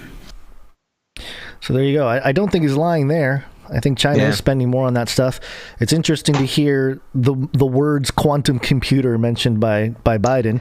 I thought the same thing. Yeah. Really weird how that used to be just some fringy, weird thing that we would talk about on our podcast, and now it's like the president is talking about it. Yeah, and the other thing, there was one more thing that I was going to say about this. Oh, the 2% versus 0.7 or 0.6% or whatever. Do you know the difference between 2% of the GDP in 1960 compared to the GDP of today? I mean, it's like it's a massive, if you're going to look at it in percentages, sure, okay, all right, we're spending less of a percentage of the overall GDP into science. Yeah. But if we're talking bottom line dollars, right. I was trying to do the math because I couldn't find the chart, but I did find a chart at one point, but I couldn't find it for it's highly oversimplistic what he's saying. They're spending way more money than they were in the 60s, but you know, it's all about percentages. And that's not taking into account the increased population growth. That's not taking into account the GDP percentages that have changed because of manufacturing going overseas since the 60s. Yeah, he's comparing apples and oranges, and it's very manipulative. Yeah. How to lie with statistics 101. Yeah, all right, totally. This one, I think this one was one of the main things too. This is gun control. I included the question because it's the setup. Up until this point, I don't think they had even mentioned gun control. And I had to speed up his answer at certain points. You'll see what I did there because well, let me just play it. I know you haven't had a chance to address the tragedies in Georgia and Colorado. You had said to stay tuned for actions that you might take on gun control.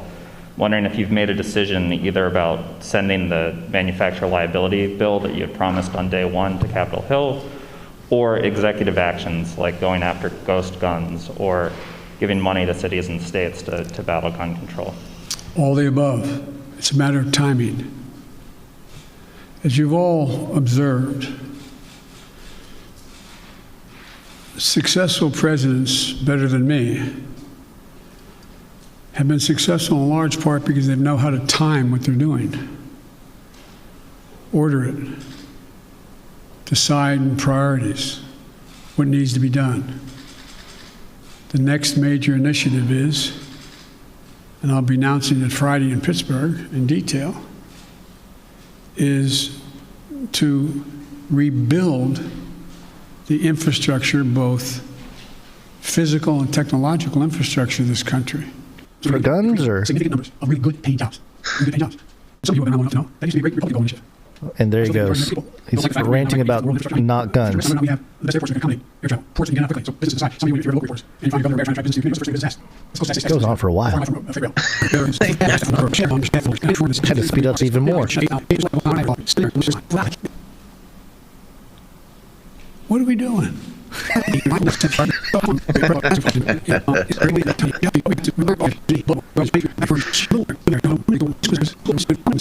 through the whole thing. Oh my gosh. It's amazing. So there's so much we can do that's good stuff, makes people healthier, and creates good jobs. We started with guns, question about guns, and after the entire rant, we end up with... Well, this was hilarious. I mean, this was his moment. Now, he said a couple very interesting things. First of all, first of all, the report is asking about ghost guns, which is just so ridiculous. I mean, ghost guns are not. I mean, look, for those who don't know, ghost guns are guns that are built outside of the manufacturing system, or I believe if they've not had registered or something, right? Serial numbers scratched off. Yeah. So it's just a gun that's like not in the registration system, which is such a small part. When you're talking about gun violence, and especially the mass shootings that trigger this kind of talk, ghost guns really have nothing to do with these mass shootings. Yeah. Usually mass shooters, especially the kinds that make real international or national attention, they don't care about ghost guns. I mean, they know they're either going to die or kill themselves or get busted. You know, they're not going to get away with it. So the ghost gun conversation is kind of just nothing. It's just like a scary word that sounds good in a question. But the weird things that Biden was saying, like it's all about timing. He's basically pushing off the questions, making it sound like he has some big plan, but it's all about timing. And a good president, better than me, knows that it's all about timing. And so I'll be talking in Pennsylvania about it on Friday, which is today, actually. I'd be interested to see what he talks about. But somewhere in there, I don't know if it made it into the clip that you played. It might have been in the sped up part. No, it was in there. We talked about the priority. Yeah. Basically, more or less, Biden just said it's not a priority, which goes back to this trend that we've been seeing, this opportunity for Democrats who, vote blue no matter who, got Biden in because they're just so outraged about the bad orange man. And this was their moment to have their guy go ahead and get rid of guns forever.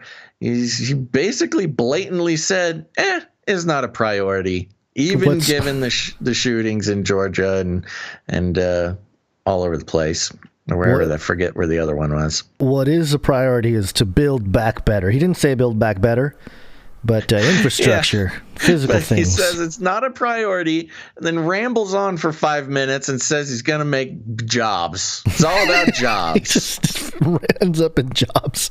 Yeah, healthy, being healthy, man. Healthy in jobs.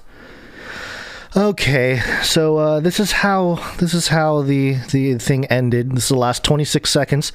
You can see him run out of gas. He, for those of you watching, you will see him zone out, and for those of you listening, you will hear him completely zone out. No, because I know they have to posture for a while.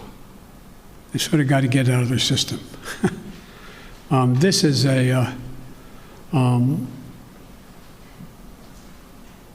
but I'm ready to work with any Republican who wants to help solve the problem or make the situation better.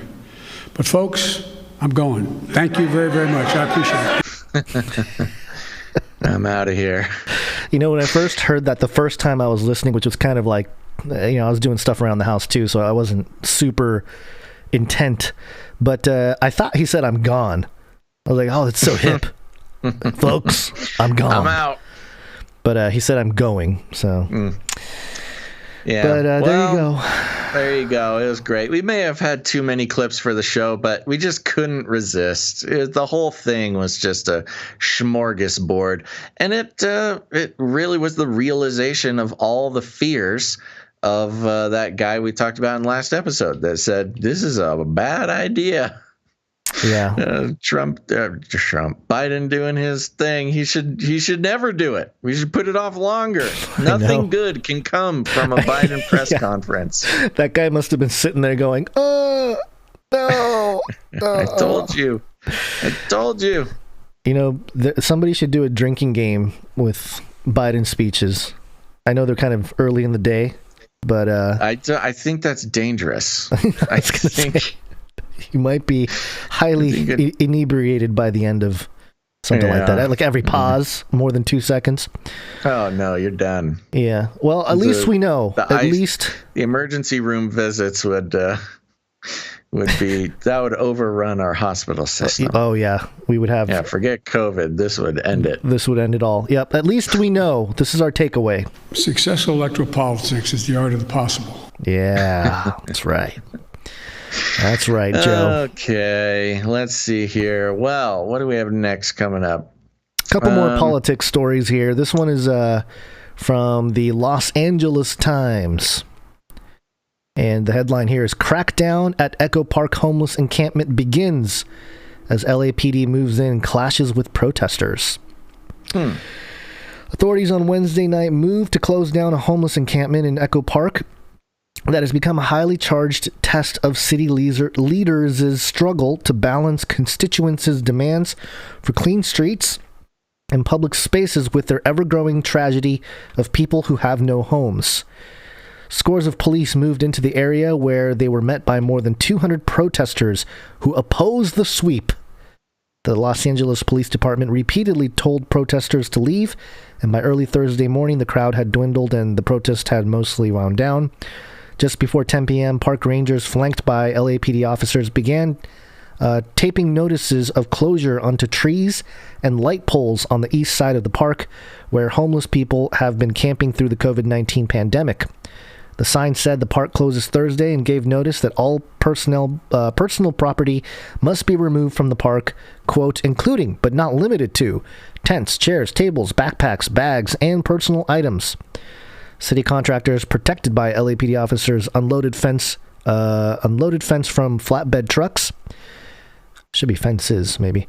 Food lights helped guide their work as they pounded the panels of fence into... Floodlights? Ooh? You said food lights. Flood lights? Oh, man. Yeah. This Biden thing really messed me up. Man. Floodlights helped guide their work as they pounded the panels of fence into the ground. Once it was up, the workers unfurled green fabric and hung it along the fence. Los Angeles Police Chief Michael Moore said homeless residents inside the park will be allowed to stay there overnight, but that no one else can enter. And encampment residents must leave within 24 hours, he added.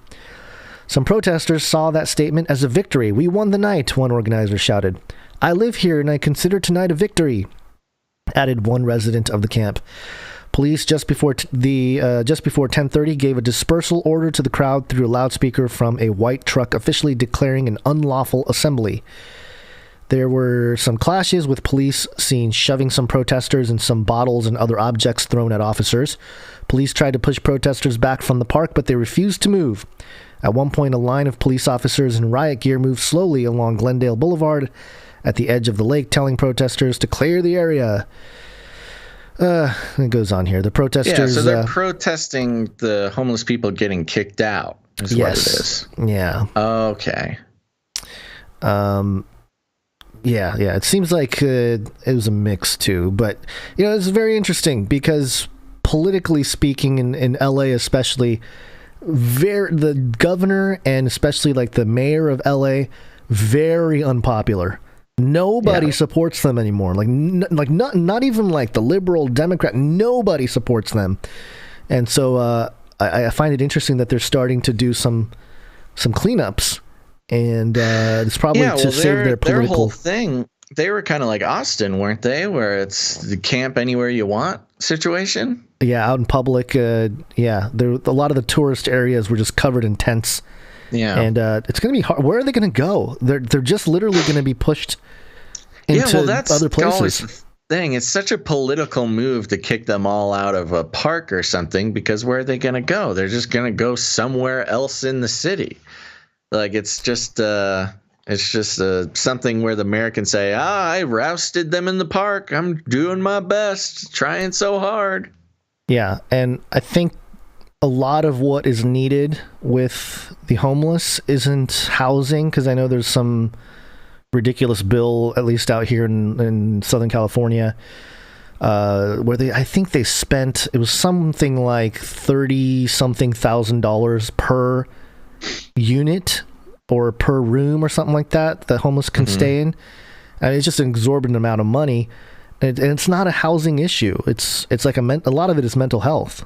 That's like the main issue. And with a lot of shelters and stuff, they only allow you, you can't do drugs. You can't do drugs in the shelters. When you're hooked on drugs, I mean, when you have a physical addiction to drugs, you can't not have your drugs. Or, I mean, some of them might die. Not that I'm trying to defend drug addiction. I'm just saying, if you have a serious enough drug addiction, you gotta have the drugs. You can't not have them, because they could actually die of DTs in the shelter. Also, they, a lot of these shelters, they have limits to how much personal property you can bring in. Like it's 2 bags or something you can bring into some of the shelters, and no shopping carts. Yeah, right. Yeah. So if you own more than 2 bags worth of stuff, you have to get rid of, you got to leave your stuff on the street. Yeah. So there's a lot of reasons why the shelter system doesn't help as much as people would like. Yeah. And the other issue and moving these people around, are they just going to start congregating in more suburban type of places? Yeah, well, that's the problem. Yeah, you roust them from a park, they just go under a bridge. You roust them from the bridge, they go into an alleyway. You roust them from the alleyway, they go out into the center divider on the highway. It's like rousting them doesn't help very much. It just makes the politicians look like they're doing something, and it makes the people who are directly next to the park, gives them a little bit of relief, but somebody else in the city has to deal with it then. Yeah. It's a very complicated situation. It is. So there's that. I mean, just as a side note, because it's one of the major things that came out of the whole pandemic lockdown situation. And it was the explosion of homelessness in California, and obviously, again, it's not a good political look, but it's just, and I'm not saying that we have the perfect answer, other than the Christian thing to do is to take care of the homeless, but man, it's tough. What do you do? When all they want are drugs and be left alone, pretty much. Yeah, right. So, it's like I said, complicated situation. Complicated for sure. Speaking of a complicated situation, Gons, I've got a story from Insider.com here, and the headline: there have been 103 mass shootings in the U.S. so far in 2021. Here's the full list. 7 in 7 days wasn't enough. Now we gotta. Yeah, right. There is that story about 7 shootings in 7 days, and how that was so appalling from CNN. How there's a spike, but no, are we even 103 days into 2021? I don't think so. I don't know. I don't think so. When the White House went to lower its flags to honor the 10 people shot dead in Colorado supermarket on Monday, staffers realized their work was already done. The flags were still lowered from a shooting less than a week prior. That's a hard sentence to follow. The U.S.'s relatively unusual gun protections. What the heck? The U.S.'s relatively unusual gun protections baked into the Constitution have created a murky relationship between firearms and American citizens. Some states have restrictive gun laws, while others have more relaxed regulations, allowing for greater rates of ownership for hunting and protection. But firearms have become one of the leading causes of death for Americans of all ages, and the second leading cause of death for children under the age of 19, according to the Giffords Law Center, a gun safety organization. That's interesting. I've never heard that stat before. Second leading cause of death for children under the age of 19. What's the first one? Tide Pods? According to the Gun Violence Archive, a nonprofit that tracks shootings in the U.S., there have been 103 mass shootings this year. To put that into perspective, March 23rd is the 81st day of 2021. That means on average there have been more than one mass shooting each day. Then they show some graphs and charts here. Now, again, the official definition of a mass shooting is 4 people shot. Whether they are killed or injured, doesn't matter. Just 4 people shot. And yeah, you go down the list, you know, you got 2 killed, 2 injured in Detroit. You've got 10 killed, 1 injured in Boulder. You've got 5. The first one was in Cleveland, Ohio. It was Detroit Avenue. Sorry, you're right. That's okay. Cleveland, Ohio. And, you know, it goes down to 4 injured in New Orleans, things like that. Mass shooting has different definitions. I don't think we need to go into that, do we? Yeah. Let's see what they have to say. The definition of mass shooting differs from source to source, but the Gun Violence Archive defines a mass shooting as a single incident in which 4 or more people are shot, not counting the shooter, in the same incident in roughly the same time and space. Yeah, that's okay. We don't need to go into multiple definitions, but that's basically it. They have many charts here that we can take a look at, but you know, in the interesting, highly propagandized 2, I would say, famous shootings that have happened recently. That was the Boulder, Colorado shooting, and then the Georgia shooting. Yeah, where do they have it on shooter. the list here? Yeah, was that the Ackworth, Georgia? I don't know. Hold on. Yeah. That one that says was 8 killed, 1 injured. Yeah, Ackworth. that's probably it. Yeah. Yeah, that's what I'm thinking. Where those 2 specific wins, of course, one was a hate crime and immediately was identified as such, basically the same day. The second one, Boulder, Colorado, being a little bit more subtle for the mainstream news because, of course, it was a Muslim guy who was born in Syria, so that became the gun control debate. But yeah, it's. I think it goes back to what Biden said in his press conference. It's all about timing. Well, yeah, I think you're right. It seems like a lot of this. There's a chart in here. Which one was it? The most mass shootings in the U.S. between January 1st and March 22nd of each year. This year has the highest. Mm-hmm. And is anybody going to blame Biden for that, or are we going to? I know the first 3 months of Biden's presidency has the highest mass shootings in January, February, March of the last 4 years. What are you going to do? Well, I mean, come on, mainstream news. Come on, CNN. Well, you know, I guess the idea here is that it makes sense because, you know, we're talking about during Biden's presidency, it seems like gun control is back in the news. Yeah. It's a resurfacing thing. Yeah. And so, yeah, of course it's going to be. And you can see in the same chart, again, last year we were talking about how 2020, you never heard of any mass shootings going on. In fact, you would specifically hear that shootings are down because everybody's locked in. And there was I forget who said it. There was a politician who said this week, oh, now that lockdowns are over, these shootings are going to be on the rise. Well, you look at the chart for May through, all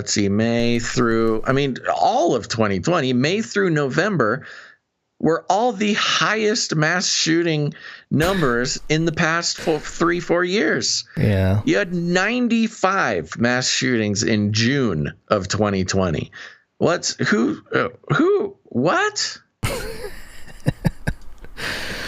Yeah, it doesn't make any sense. Locked down. Where's this happening? It doesn't make sense other than they're pushing out the agenda. Yeah, exactly. Take away timing. Now is the timing. You know, the lockdown coronavirus stuff is a lot less scary now. We solved the problem. We got the vaccine. Everybody's fine. Biden's doing a great job. And so now you need a new crisis to keep everybody in fear-monger mode. And that's the shootings. Yep. Yeah, there you go. Okay. All in line, everybody. We have a couple WACCINE updates, and then we'll take a break here. WACCINE.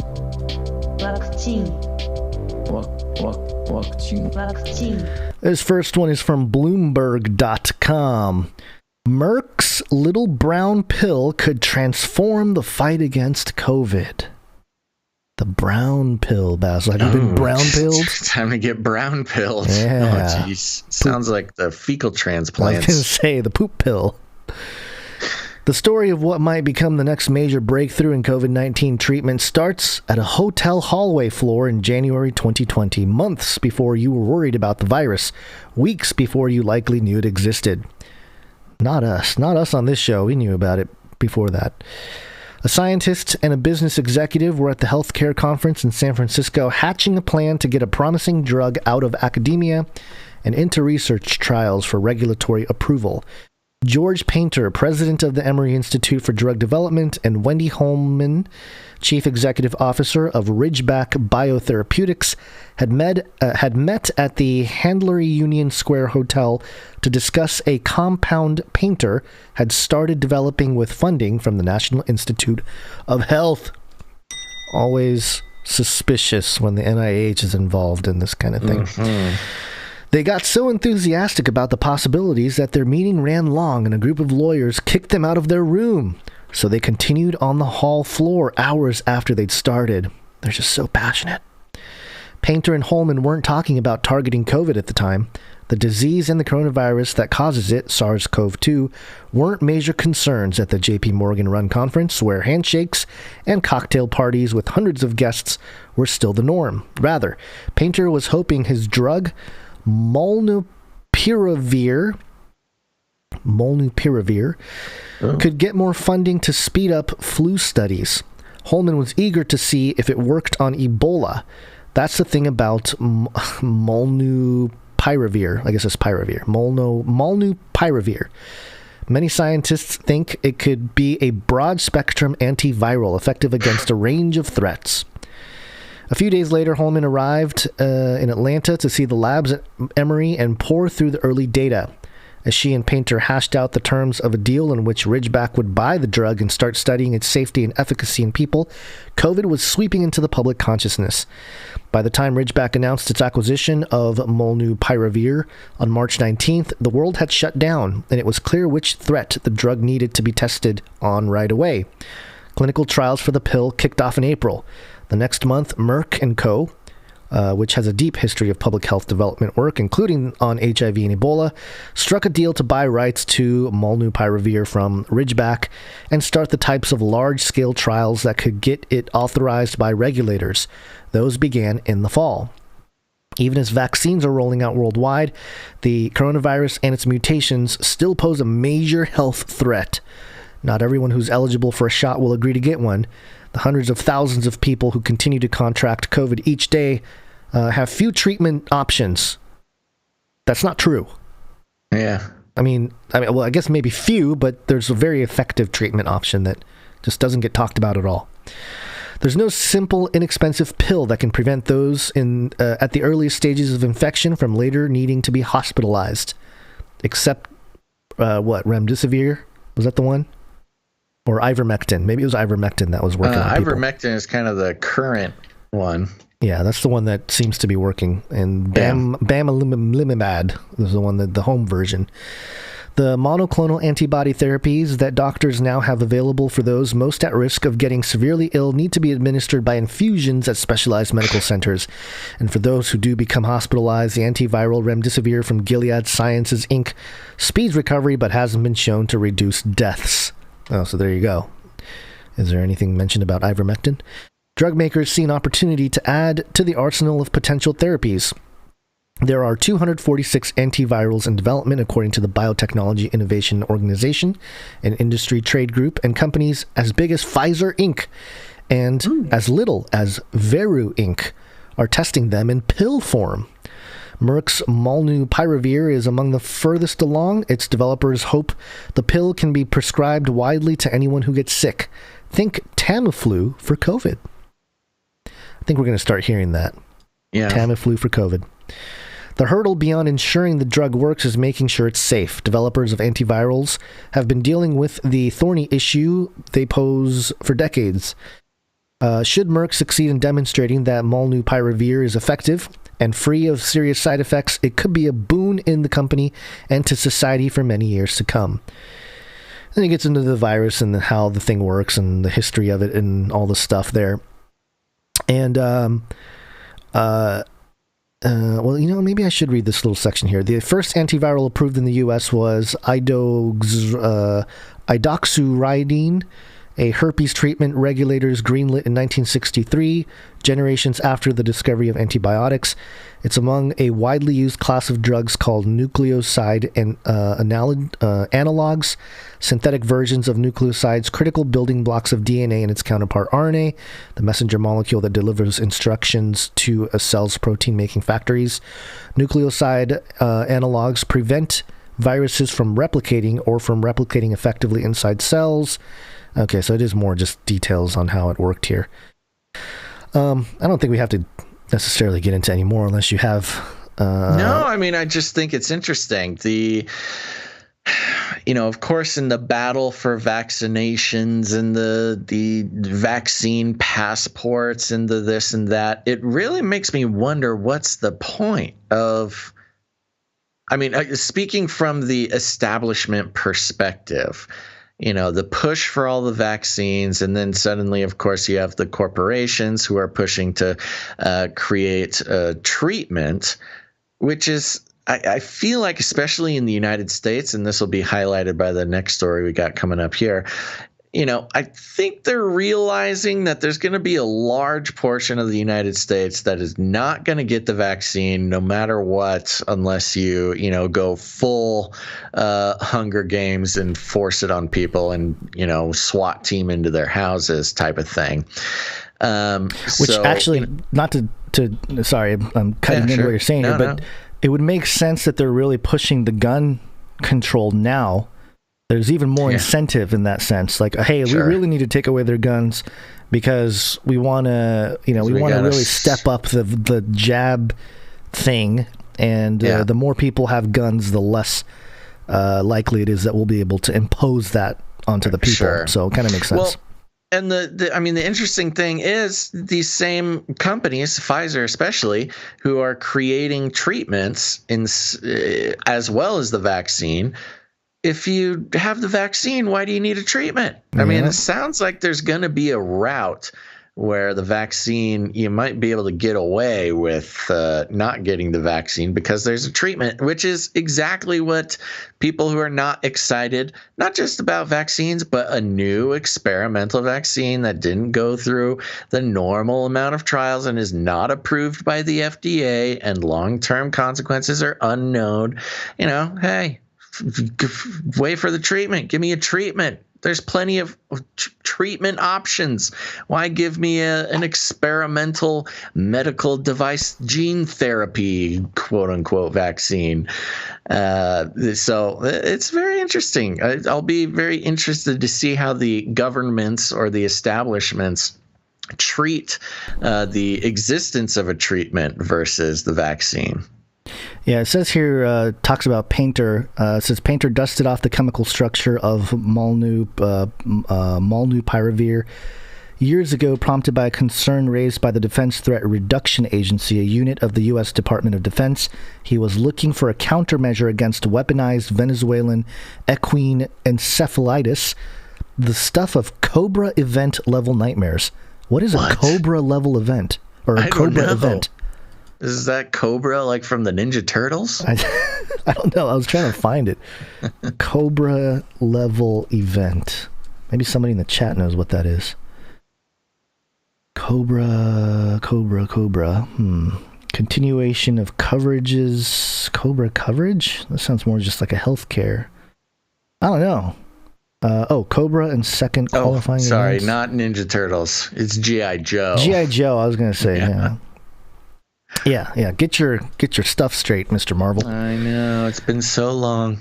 But yeah, I think overall, I think you're right that there's like they're just gonna keep funding different treatments. It's truly the product of a sort of problem reaction solution. Provide the problem.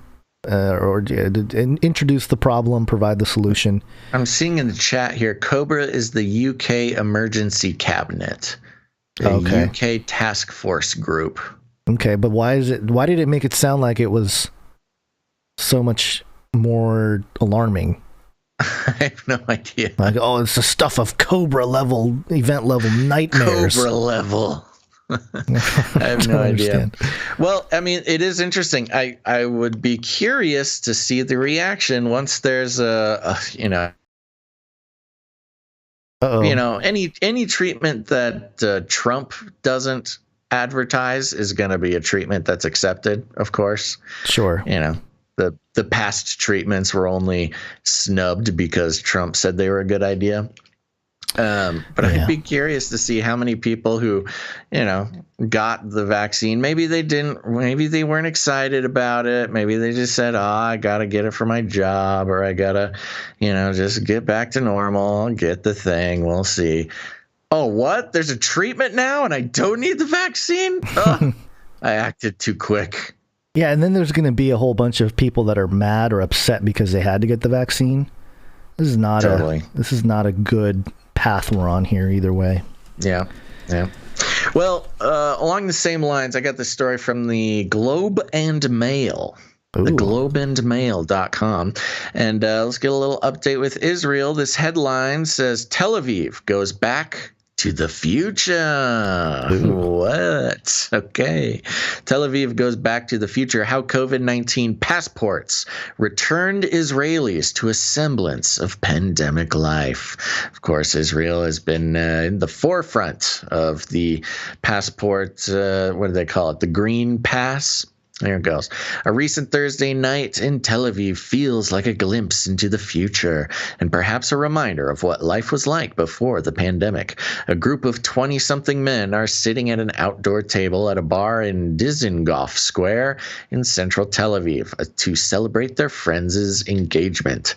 In the city on the Mediterranean beach, a nightlife hub where before the pandemic, lines of young people pour out into the streets, drinking from glass beer bottles as they wait for a table outside popular bars and restaurants. Quote, "It gives me goosebumps," reveler Neil Elnir says, yelling above the music. Quote, "It's been like jail, but now we can finally go out." The mind control is strong with this one. Israel's rapid vaccination campaign kicked off in December, and more than 5.1 million of its 9.3 million residents have already received at least one dose. The Green Pass system, launched last month, we're only a month into it, is encouraged. Sorry, your screen turned green, so you're very transparent if you want to re-video yourself. Here you go. Here's a little reboot. People in the chat saying that you disappeared. I've gone ghost. Yeah, you're back. The Green Pass system, launched last month, is encouraging everyone to accept the shot. Green Pass holders who have been fully vaccinated or recovered from the virus can enter gyms, hotels. Interesting how they've included recoveries from COVID in the Green Pass system, which is something that's been overlooked here in the U.S. Yeah. Can enter gyms, hotels, pools, and other indoor facilities. The certificate, which can be downloaded through a phone app, has a barcode that can be scanned at entrances and is valid for 6 months, starting 1 week after the second dose of the vaccine. Now, it's going to go pretty deep into specifically restaurant life here, but there's some key points I want to point out, so bear with us here. For the service industry, the Green Pass is a game changer. Restaurants and bars can resume indoor service with distance between tables, but those without a Green Pass can sit only outdoors. But while the streets of the city are infused with euphoria, get your vaccine, you get infused with euphoria. Bar and restaurant owners say they foresee a long road to full reopening. It's Friday night, and Dror Alterovic, owner of upscale cocktail bar The Imperial, is sitting at an empty booth crunching numbers on his laptop. The bar is closed for the weekend. Quote, "We are short-staffed," he says, explaining he can only open 4 nights a week. During the crisis, the Israeli government started paying 60% to 70% in unemployment benefits for those who lost their jobs. The payments are slated to continue until June, but could be extended. Quote, at the moment, they've got it made, said Tomer Moore, CEO of the Restaurateurs Stronger Together Association. Quote, they are living at their parents', getting money from the government, and studying via Zoom, so it's likely they won the lottery for this year. We call it the Israeli government summer camp. Oh, a little bit, sounds a little bitter there, Tomer. He's got, this is kind of funny. I mean, it's reflective of a lot of all the older generation's feelings. These kids, they're living at their parents' and studying via Zoom, and they get money from the government, so it's like they won the lottery. Okay. Quote, it's like we are in competition for employment with the government, says Alon Friedman, co-owner of Onza, a popular restaurant in Jaffa's flea market. Mr. Friedman's business partner, Sharon Sapir, is waiting tables herself while she manages the bartenders and trains new staff. Many bar and restaurant owners have resorted to working shifts themselves to keep up with the demand. Okay, I think it's okay to work a shift if you're a restaurant owner. It's not the end of the world. Oh my gosh, I had to work a shift. I had to work at my own restaurant while all these lottery-winning young people are staying at home, locked down. The Israeli Restaurateurs Stronger Together Association estimates that 80,000 of the roughly 200,000 employees who worked in the service industry before the crisis were students. According to the association, 80% of those students have not returned to work amid the pandemic. No kidding. They're not allowed to.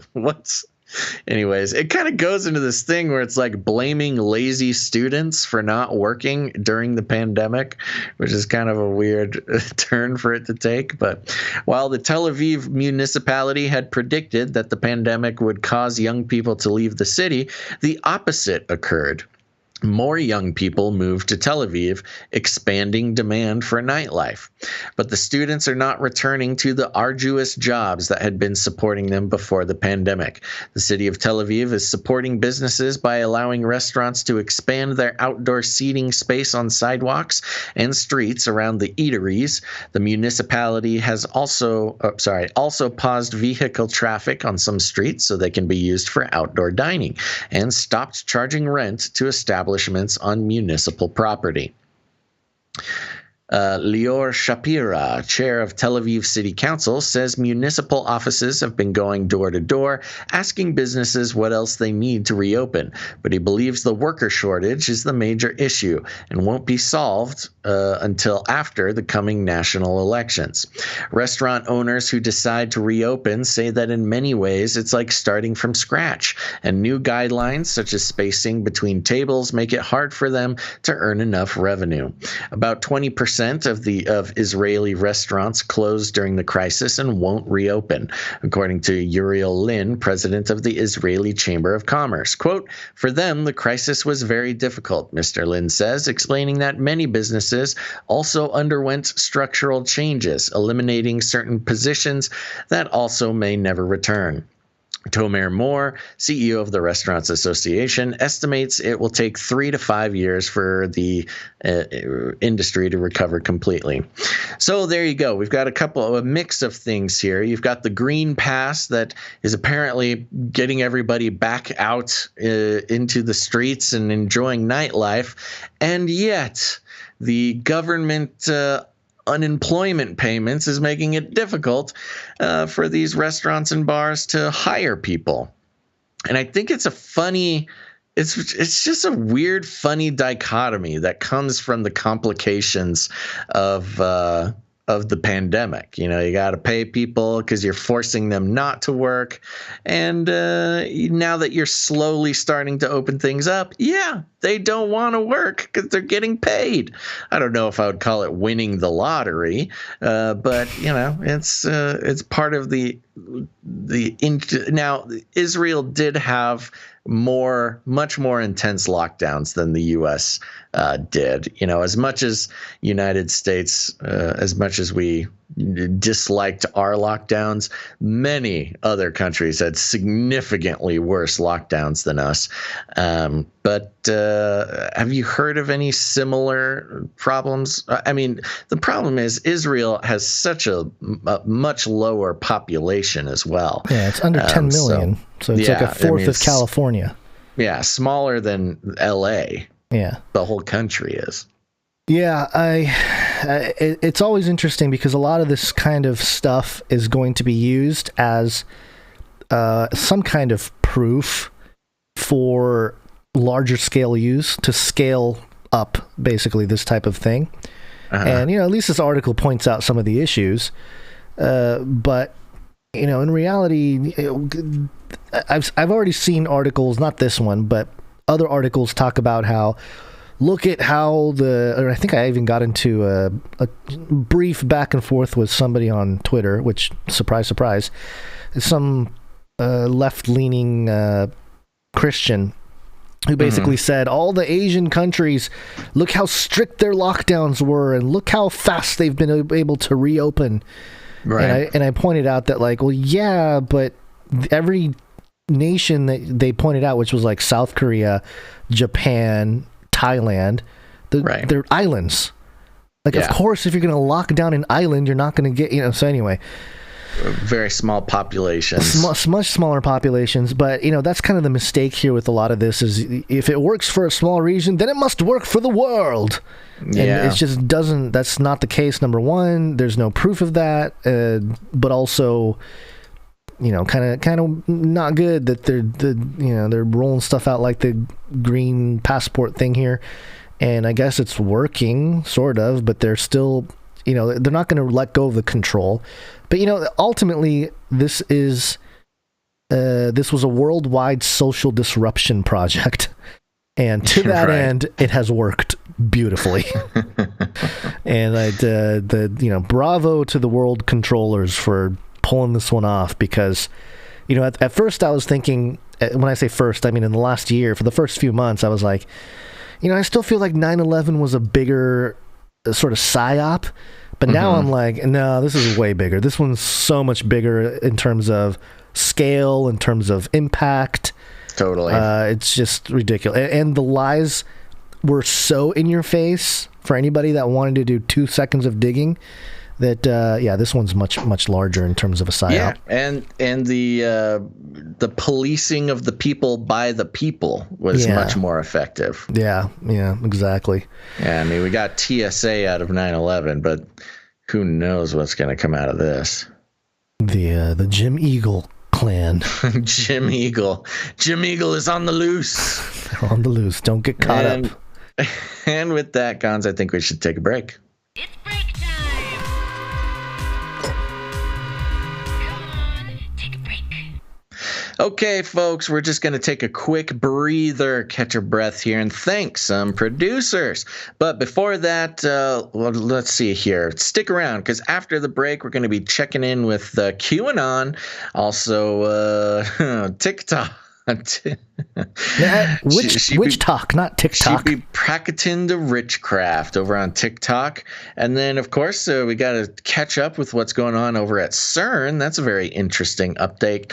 And then, of course, cyborgs and surveillance, things like that. So lots of good stuff after the break, so make sure to stick around. But first, we want to thank some of our producers. That's right, I said producers. That's because we are on the value for value model. It's a wonderful model that encourages dear listeners to take responsibility for your own media future instead of letting big daddy corporations to spoon feed you whatever they want you to hear. That's right. You might notice there's no ad reads, no affiliate codes, no corporate money whatsoever, because every corporate sponsorship is a form of censorship. We'd figured out long ago that being brand friendly and taking suggestions from corporate advertisers just was not going to be in the cards for us. And so we take zero corporate money. That's from YouTube. That's from nothing. And so the fact of the matter is that this show is only able to continue because listeners just like you decide that they get value out of what we do here 3 times a week, and they make the choice to take responsibility for their own lives and become producers, because that's the way it works. The show only exists because of the hard work and the generosity of its producers, and that could be you. And so we want to thank those producers. And when I say producers, this is not some cutesy thing.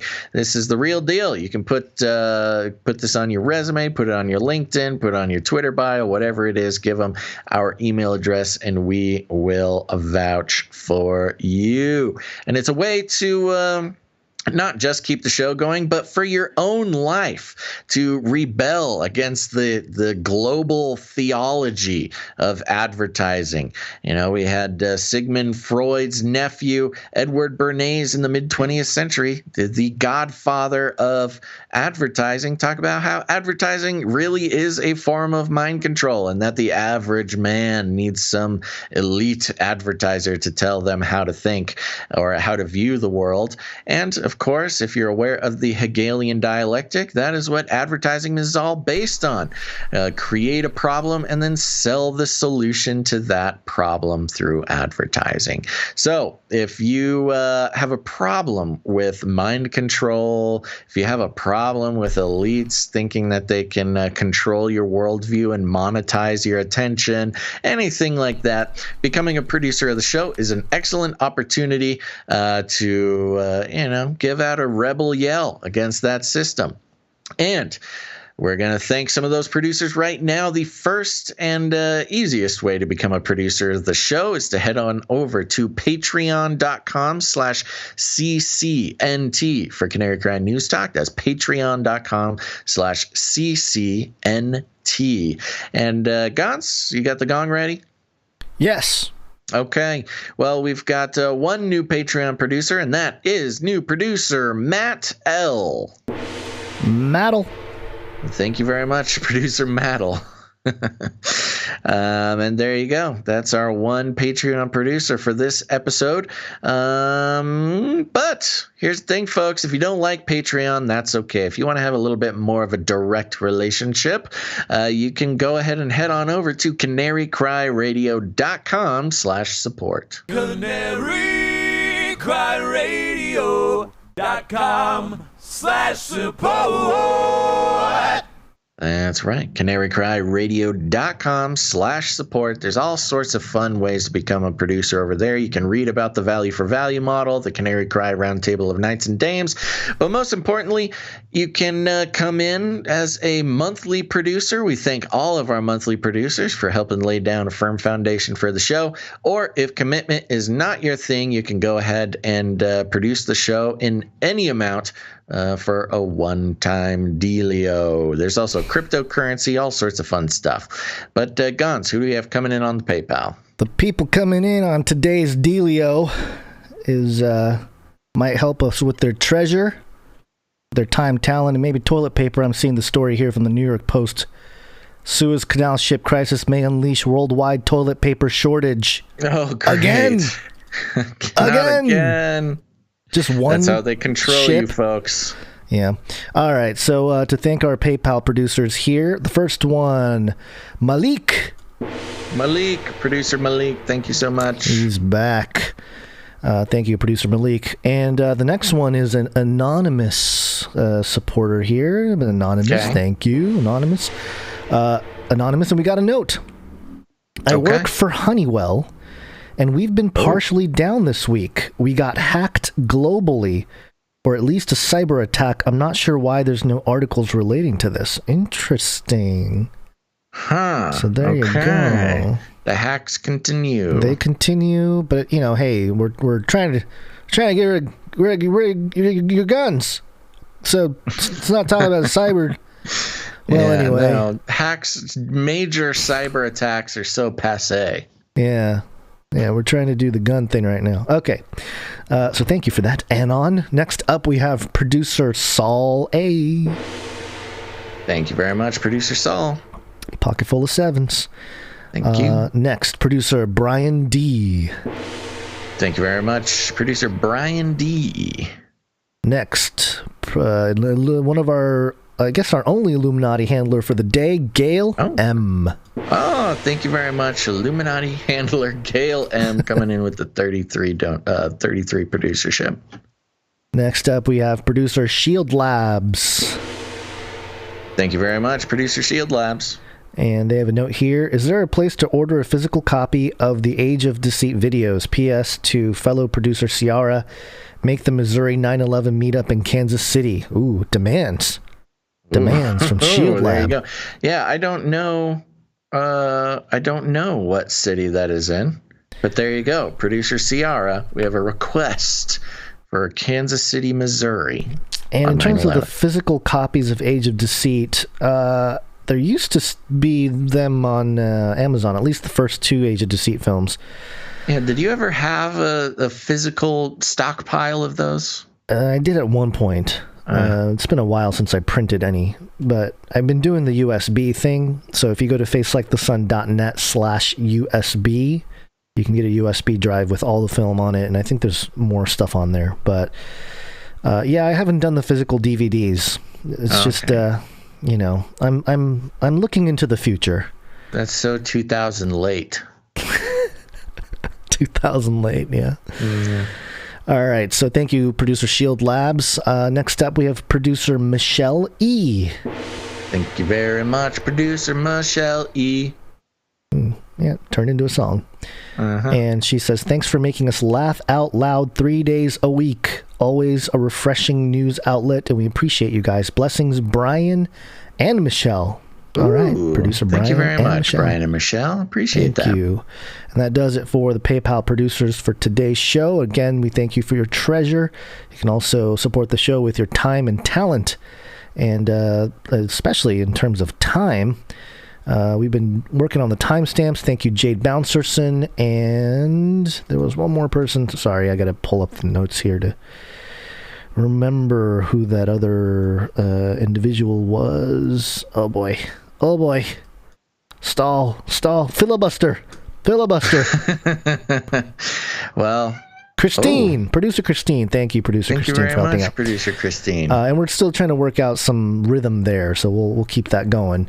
Great. And yeah, we're going to work on putting the timestamps in the MP3 file. It's a whole new ball game for podcasting. Chapters, baby. Podcasting 2.0 and having chapters. That'll be great for the show, especially a show like ours. I mean, really, it's made for a show like ours where we go through so many different stories and whatnot. So look forward to that. And we want to encourage you guys to produce the show with your talent.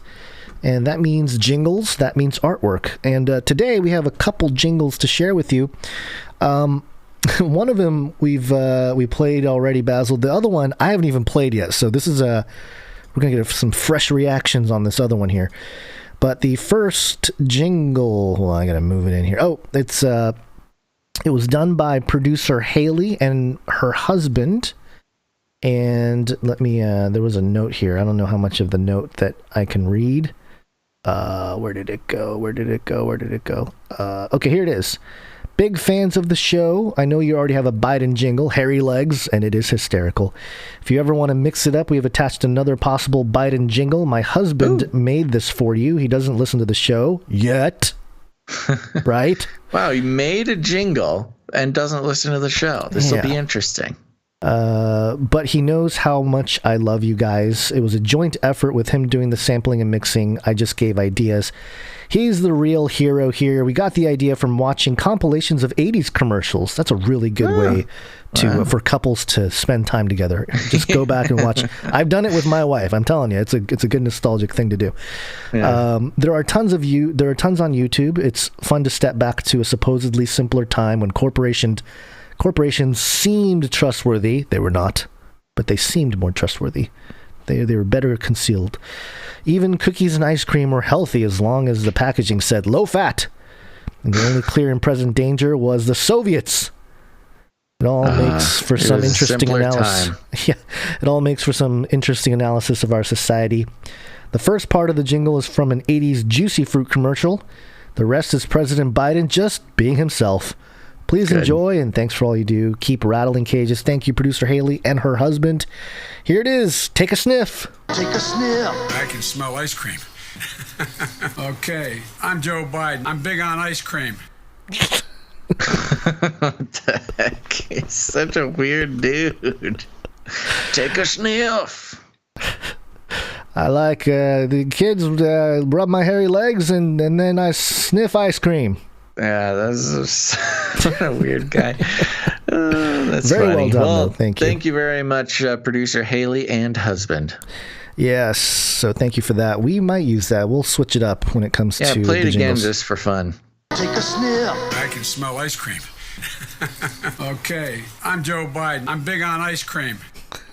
I wonder what he was. What is that from? That's so what I want to weird. know. Was he at a ice cream shop opening or a? Yeah, I wonder if they edited that or if that's something he actually said. I think it's edited, but I think he had to say, "I'm big on ice cream." That doesn't sound edited, but maybe it's a really good edit job. You never know. If we needed a short one, even just the take a sniff, this is great. I can smell ice cream. Yeah, I can smell ice cream. Oh, that's good. What's ice cream on the Pizzagate list? I know it's something. I don't know what it is. Yeah. Yeah. Okay, next up we have one from producer Sergey. And this is the jingle for Basil's Swollenness. And again, we have not heard this one yet. We're hearing this for the first time. Okay, let's hear I hope it's family friendly. Here we go. I want to check my shape on. Let's do push-ups together here, man. Let's run. Let's do whatever you want to do. Oh, it's the Joe Biden challenging somebody.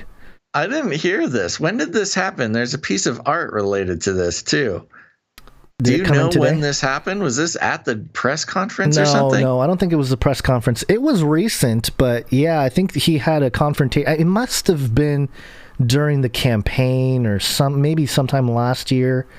But I do remember it. He was up there, and some reporter said something, and he was doing the whole hey, come on, let's well, you heard it right here. Think you're better than me? Let's do push-ups together here, man. Let's run. Let's do whatever you want to do. He does sound more alert, so maybe it was a while ago. I don't know. Got that defensive thing. What is he trying to prove? Come on, man. This is arm wrestle. What do you want to do? Let's do it. Let's do it now. Can you hear this cat screaming in the background? No. Okay, if you haven't heard it now, you're not going to hear it. He's yelling. There's a cat angry around here. Well, thank you very much, producer Sergey. I would say not quite officially a jingle, but definitely a great clip. Great ISO. Good ISO. We got to put a beat behind it or something to turn it into a jingle, but it's a classic. Push-ups. All right. And, of course, we have some art to share with y'all. One art, please. And this first one is from producer Allie. I mean, she just brought together. Speaking of Swole Biden, I mean, I love how there's always a theme that our producers just sniff it out. You know, they just know. They pick up on it. It's I'm going to say it's a Holy Spirit thing. That they just know. There's a vibe. They pick up on it. Producer Allie coming in with GQ Joe. It's Allie's take on GQ creepy Uncle Joe with a nose mask for safety. For safety. Yeah, for those who are just listening, this is a wonderful sketch here by producer Allie of Joe Biden with his nose mask on his tongue mask. And he's squatting. He's doing some squats. He's what has he got? He's got about, I think he's doing 135 there. Looks like the bar with a couple of 45s. Yeah, so he's getting his squat on. And what a never thought I'd see a picture of Joe Biden just pumping iron so hard. Well, he was a fit man. Well, What do you want? What you want to do? Some squats? Float up the rock, bro. Let's go. That would be funny. Like, yeah, you want to go? Let's do some squats. It would be something he would say too. You know? Yeah, he does have some buff legs here, though. I think he could squat more than 135. We'll see. We'll see. He did get bitten. Didn't he get bitten by a dog or something? He twisted his ankle? No. That was two separate incidences. His dog bit a Secret Service agent, but he claimed he had his broken foot. I think chasing after a dog after a shower or something like that. Yes, he was chasing the dog. The dog slipped on a rug, and he tripped on the rug that the dog had sort of bunched up, or at least that's the official story. Okay. Don't know how you break your foot tripping on a rug, but okay, whatever you say. All right, okay, Joe. It is what it is, Joe. Okay, and let's. So thank you for that, Ali. This is fantastic. It's always great to see Ali's artwork here. Yes, thank you very much, producer Ali. Next up, producer Quantum Solace, and this is a whole cartoon strip epic. Yeah, so is this all one thing? Kind of. I think it flows from top to bottom, left to right.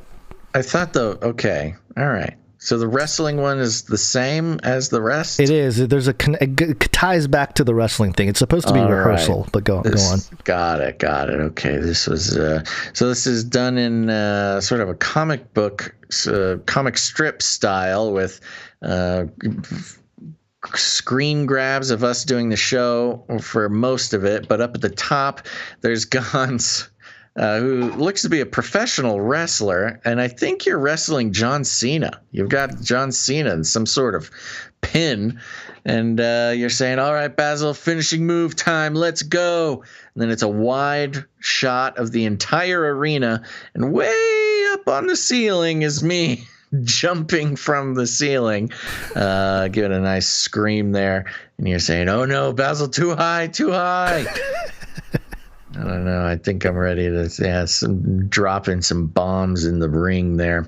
And then it switches down to some screen grabs from the show. And of course, Gons, you're there looking normal. We're reading a story called Injecting Men with the Female Hormone Progesterone Could Reduce the Severity of Their COVID-19 Study Claims. But there's something weird going on with me down there on the left. I've got a very aggressive looking robot arm coming up next to my microphone there. My googly eyes have turned blood red, and I say, and that, dear listener, is how I became part cyborg, and I can turn the TV on by blinking twice and have an inbuilt laser pointer for my kitties. And you say, yeah, 322 bone fractures. Oh, 322 bone fractures will do that to you. Oh, I see. So I broke 322 bones when you came down. The finishing move on John Cena, and that's how you became a cyborg. Continue. I broke more bones than exist in the human body. Something's up here. In the next panel, you say, you could have just jumped off the ropes like we rehearsed. And I say, great. You said the word rehearse. Now everybody knows wrestling is fake. Thanks a lot, Gonzo. Oh, and for those of you wondering if that guy died, no, he moved last second, just like a coward. You say, yeah, what a joke for not letting a grown adult land on him from 10 stories high. And then there's an awkward silence between us here. Anyway, there are other ways you can support the show. One of those ways is with your time, talent, and treasure. And then Gons plays the One Art Please jingle. I look so defeated, or it's funny how he uses our facial expressions to, at least mine, not so much yours. Yours is enhanced. Yeah. Yeah, very good. Thank you very much, producer Quantum of Solace. I think it's James Quantum Bond Solace. fan. Yeah. All right. Quantum of Solace was a James Bond movie, right? Right. I think so. Okay. I think so. Yeah, I think you're right. Okay. Next up, producer Mr. Magoo. Oh, crowd favorite here. Thank you very much, Mr. Magoo. And he's, again, just about on par with your 4-year-old daughter. Has made us a little list here. It says Magoo's list top 3 podcasts. Number 1 is Canary Cry News Talk. Number 2, Canary Cry Radio. And number 3, Mr. Snood's super awesome podcast about roly-poly potato bugs. There you go, folks. Check them out on iTunes and wherever you get your podcasts. So that's cute roly-poly. He's a drawing of a little roly-poly with the little speech bubble that you can't. Oh, he says hi in the speech bubble. Hi. Yeah. All right. Well, I've yet to listen to the world's premier roly-poly potato bug podcast, but Mr. Magoo says we got to check it out. So okay. Yep. And last but not least, we have a piece of Photoshop from Epony Blaze, and this is Nancy Pelosi with a spiral purple and white birthday cap on, and it says Guten Tag told me today is Nancy Pelosi's birthday. So I just made this up real quick to celebrate. Okay, happy birthday, Nancy Pelosi. Happy birthday, Nancy. Is that her on the sauce? That pronunciation of Nancy? Yeah, probably. Yeah. Yeah. Okay. How old is that woman? I don't know, but I don't think this picture is recent. I'll tell you that. I was gonna say this looks like 2004 a few years ago. Yeah. Okay, well, thank you to all of our artists. We appreciate that very much. And, of course, thanks to our producers. But before we end the break here, Gons, it's Friday, so you know what that means. It's a time for a review. That's right. I want to read a couple of reviews here. It's always fun to hear what people got to say about the show. And, of course, if you have not left a rating and a review yet on Apple Podcasts, please do, because it goes a long way to teaching the algorithms that they need to share the show with people who have never heard it before. So we'd like to thank these 3 people, just 3 reviews today. Ooh, I like it. For leaving the reviews and doing their part to rattle some cages. This first one is from Subtle Kane, 5 stars, and it says here, rattling cages and breaking chains. Loyal listener for over a year now. Intelligence, solid research, and unabashed Christ followers. Thanks for keeping me sane through 2020. Quote, this is the way. Ooh, I don't have my This is the Way jingle ready, but I have it here now. This is the way. Yes. Next, we have a 5 stars from Joe in MA. Says, great podcast. Been a listener of this podcast since inception and Face Like the Sun YouTube for 5 years now. Very informative on the issues facing Christians and non-Christians alike. They also keep things light with some comedy/laughs in the mix as well. You'll benefit from listening to this show. 5 out of 5. Basil and Gons, keep up the good work. God bless. Well, thank you very much, Joe and MA. Appreciate that. I like the very straightforward nature. You'll benefit from listening to this show. It's just true. Straightforward. There is a benefit to be had. It's true. Thank you very much, Joe. Next, 5-star review from Leo Lefart. Ooh. Yes. Okay. And Leo Lafart says, long-time listeners, first-time commenter. I've always loved these dudes. They would go weeks before posting new shows. Now it's like 2 or 3 a week. Love it. That's right. And thank you. And you're welcome, Leo Lafart. Interesting. All 3 of these reviews were from long-time listeners. That just shows you there's people who've been listening out there for a long time and still haven't left ratings and reviews. So I give these guys an extra high 5 for taking the time to do that. All right. Thank you so much. Yeah, I appreciate all the reviews. It's very nice, and it does help algorithms. Yes, that's right. So even if you're out there, you've been listening for a while and never left a rating and review, please go to Apple Podcasts, leave a rating and a review. It helps out a lot, especially if you've been listening for a long time. Or if you're new, or if you're just a human and have hair, or maybe you don't have hair. It's all good. Everybody should leave reviews. Okay, I think that's it, Gons. I think it's time to wake up. Anything else? Do we need to? We should talk about meetups. Oh, yeah, we should. You got that ready? I don't, but I'll grab it real quick. Okay. Yeah. Just in case anybody out there, we've producer Ciara is going on a national tour of Canary Crime meetups, and that's something anybody out there can do. If you want to meet other Canarians in your area, I guarantee that there are Canarians around you, and you guys should meet up, especially now that lockdowns are releasing, mask mandates are being lifted, all these things. It's a great time to meet other Canarians. And let's see, for producer Ciara putting on these Canary Crime meetups, we have, Guns has scrolled all the way to the bottom. I did that because of the email addresses down there.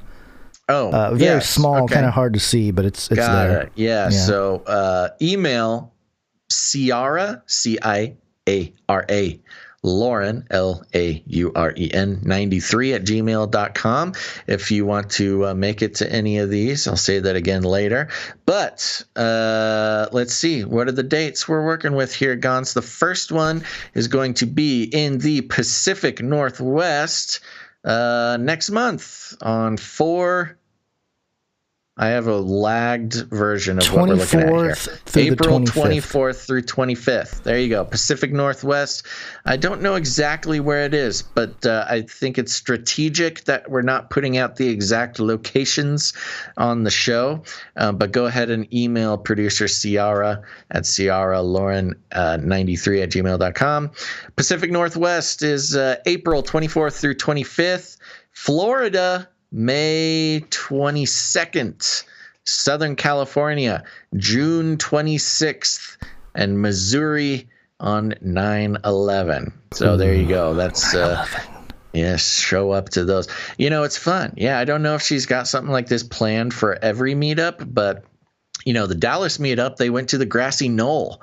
There's a bunch of Canarians meeting at the grassy knoll. Yeah. This looked pretty fun. It was cool. So there you go. Missouri. What's in Missouri? I don't know where. See, the problem is I don't know where they're meeting in Missouri. But go meet up. And you know what? If you can't make it to any of these, put on your own meetup. I don't know. Maybe you should talk to producer producer Ciara. Maybe if you want some advice on how to do it. You've got the screenshot there from not a screenshot, a photo from from the Dallas meetup. There, you've got a bunch of googly eyes, all these jokesters, these pranksters making the all-seeing eye triangle with the googly eyes. Oh, you guys are going to get us in trouble. But yeah, if you're out there, put on a meetup. You can head over to canarycry.community. There's a meetup thread there. Good way to find some people to meet up with. And there you go. Again, email ciaralauren93 at gmail.com. All right, I want to say, based on our last conversation here, Boston is New England's largest city. Okay. Yeah. Just gonna put that out there. Sure. Okay. You got all mad at me when you said New England. I said Boston. I said, you don't know where New England was. And I said, name the states in New England. And you said Boston. Oh, you asked what states? Yeah, of course. I thought you just said, where's New England? No, well, that's the thing. New England is a collection of states. Yeah, okay. Anyways, let's move on. I have a cat attacking me here. Yes, it's wake-up time. Hey, yo, wake up. Cat? That was go away and cat. He's looking very confused. Yep. Okay, let's see here. Let's wake on up. Let's check in with the... what? Yeah, the QAnon. Cue the miserable, cue the desperate. What must I do to convince you people? You're right, Q. And this is sentinelsource.com, the home of the Keene Sentinel. Yeah, and Keene is that place where the Bitcoin church was located before they got busted. Right. And it's the headline... a group of 50,000 libertarians over there in Keene. Mm-hmm. And the headline is QAnon now pushes alarming conspiracy myths targeting China and Jews. Apparently, this was originally published. Targeting. Targeting. Okay. It was originally published in the Los Angeles Times, I believe. Mm-hmm. Real quick here. It's not that long of an article here, but it says experts on extremism. Hold on, I'm going to make the letters bigger here. I'm turning into Joe Biden here.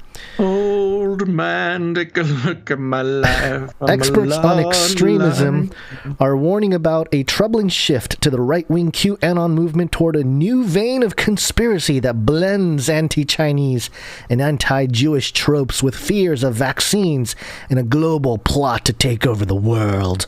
Sounds like somebody who just learned about conspiracy theories. I was going to say, they just haven't done their research until...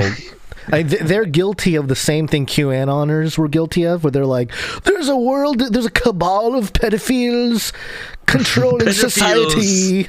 It's like, well, yes, we've known about that. But anyway, broadly collected under the idea of a new world order. It's a QAnon rebranding, said researcher Joel Finkelstein.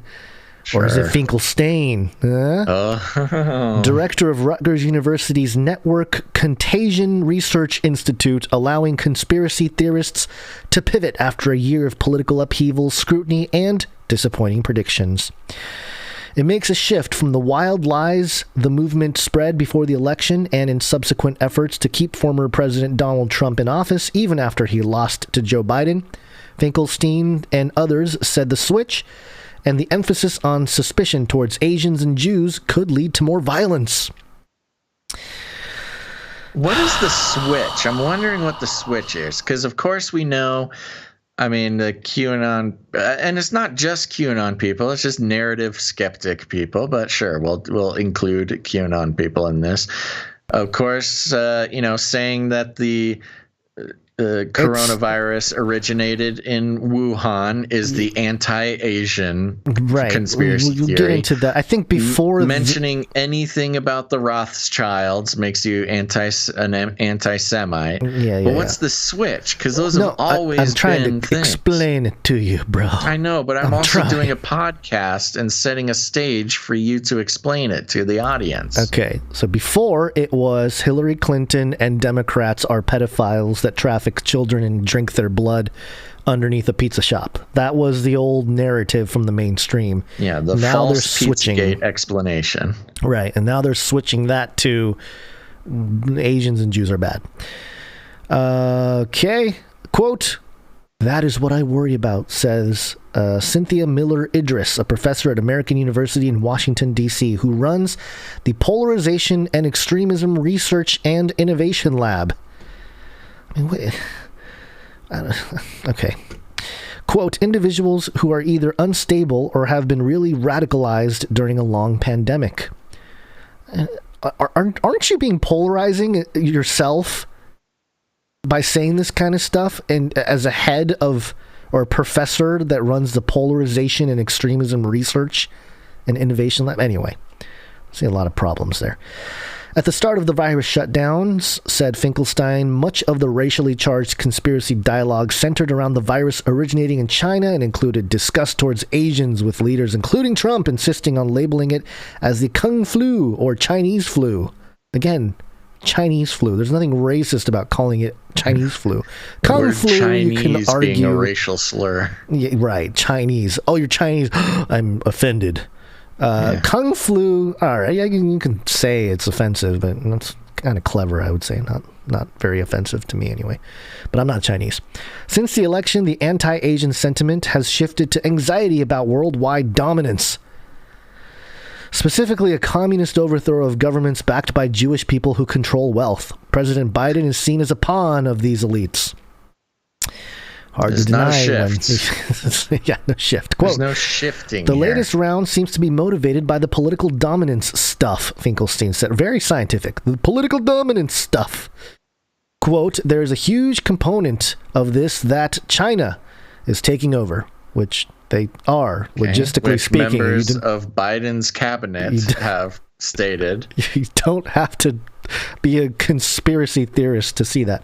More broadly, extremists, specialists say QAnon is seeking to maintain relevance by swallowing other conspiracy movements. They're swallowing it up. Quote, they are unifying under a giant umbrella of a common enemy. Sometimes it's the Jews, occasionally it's the Asians, usually it's the government, Finkelstein said. Quote, what is happening is they are fishing for different issues to cause violence with. Cause violence. That's their main goal. And isn't this person part of the government? Anyway. This kind of thing really just is annoying. I was getting triggered reading this thing. Triggered. I couldn't tell. Following the November election, Finkelstein, Miller, Idris, and other extremism trackers noticed a shift in memes and words used by conspiracy peddlers.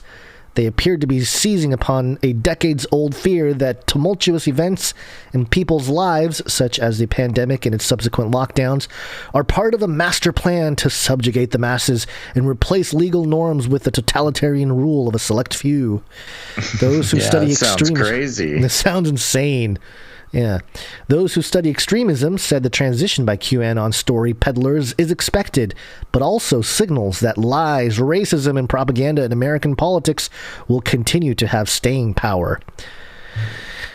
It is a, quote, large tent of distrust of government and authority that allows for, quote, a variety of followers who oftentimes have general fears and grievances, but not necessarily more specific types of commonalities, said Brian Levin, professor of criminal justice and director of the Center for the Study of Hate and Extremism at Cal State San Bernardino. Quote, it really creates an attractive opportunity for extremists to ensconce themselves into divisive, emotionally charged issues where they can focus on the grievances and the villain and not necessarily their own baggage, Levin said. Quote, QAnon is like a newt's tail.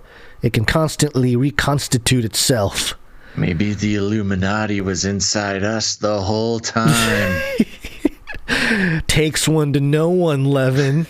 The QAnon reboot is, quote, new words for old terms that have existed for quite a long time, said Jason Blazakis, professor at the Middlebury Institute of International Studies and director of its Center on Terrorism, Extremism, and Counterterrorism. Globalist paranoia dates back to the 1960s and is built upon anti-Semitic ideas that go back centuries. The web of conspiracies gained popularity in the 1990s after then-President George H.W. Bush used... where is it? Here it is. A new world order. In a speech about the fall of Soviet communism, feeling anxiety about government overreach, a loss of liberty and gun rights. Where once conspiracy theorists looked to Russia as the enemy, they were suddenly left without a malefactor. They filled that void with the evil global cabal, Levin said. Levin, come on, dude. Come on, man. I mean, it's way older than the 1990s. I know. You're saying this whole globalism thing started in the 1990s? Yeah, I'm going to skip this one paragraph here. It says, Levin said conspiratorial politics are growing not just at the national level, but in state and local issues as well. Finkelstein's group recently found that Southern California is, quote, the hottest of hotspots when it comes to such conspiracies. That's right. Raise Southern the roof. California. Raise the roof, OC. I'm leading the charge quietly. Yeah. In late January, when protesters shut down the vaccine site at Dodger Stadium there was 10 people that stood in front of cars.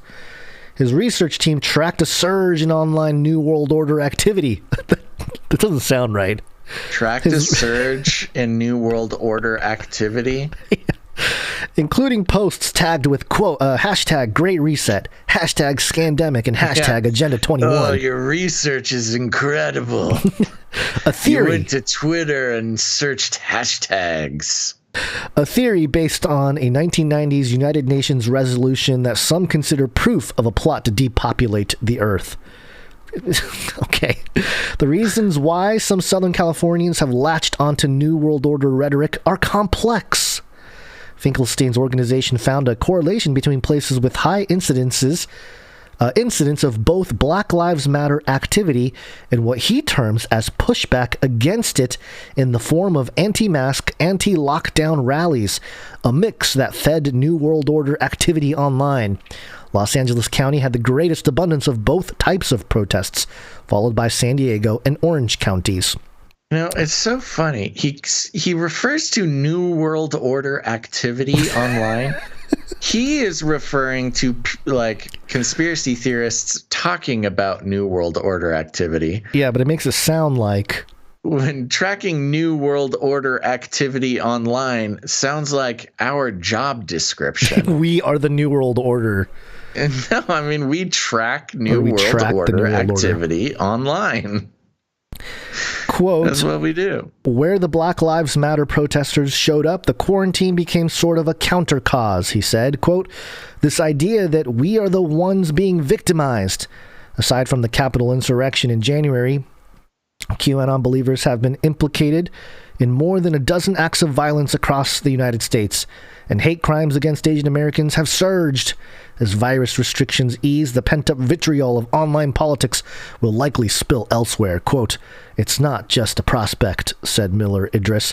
It's a reality. I love, he says, more than a dozen acts of violence across the United States being attributed to QAnon believers. What's the number of violent acts connected with Black Lives Matter protesters? Is it, no? Maybe more than a dozen, maybe? No, okay. Don't talk about that. Build back brother, bro. And then they mentioned the Asian American violence. Yeah, there was Have you nothing looked at in the here. Actual numbers on that? Yeah, no, it's all a big lie. It's the the numbers whole on that are 50% insane. raise. It's just complete nonsense. Yeah, the numbers I saw, I think this was over 2020 or it was 2020. There's 3,400 accounts of anti-Asian violence. 400 of the 3,500 was physical violence. So 400 something was actual physical violence. So that means 3,100 was non-physical violence, which is not cool. You know, it's calling names. It was like 400 or so was physical violence, but 400, and that's also not cool, not great. That should be zero, of course. But I believe it was 24% of that 400 was committed by white people. Mm-hmm. And I don't even need to go into the other numbers. 76% of that violence was not perpetrated by white people. Mm-hmm. So I was just saying that's the thing. And we're not defending QAnon here. Clearly, we've shared our thoughts about that here, but it's interesting how a lot of these mainstream outlets, they are connecting the QAnon thing to the reason why the Asian violence has risen. And the only evidence they have is Trump saying Kung flu or Chinese flu. They never say anything else. No Q posts, nothing. It's all just Trump said it. So that's why QAnon people, dangerous. Asians, watch out for the Q. They're coming to get you. But also, I think this is all part of the big PSYOP setup. What does it say here? Hate crimes against Asian Americans have surged. As virus restrictions ease, the pent-up vitriol of online politics will likely spill elsewhere. It's almost like justifying violence. They're like, well, we're going to see a lot more violence here now that we've had all this online politics vitriol pent up in our youth. Well, which is interesting because they're making this assumption that any idiot can say anything online. Ooh, and it's mostly anonymous. What? Nothing going. No, any idiot can say anything. I'm just not pointing out any particular idiots. Idiots of all kinds can say anything they want online. It doesn't matter what side of anything you're on. It's any true, idiot can say anything. Yeah. And this guy is just assuming like, oh, there's all these idiots saying idiotic things.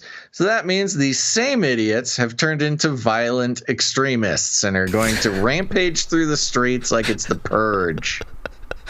Yeah, it's just assumptive nonsense. It is nonsense, but again, I think this is part of unleashing the instigators to go out into the street and start violence. I mean, really, yeah. Well, that's they already have someone to blame. Yeah, they have the proto persona to blame for all the violence.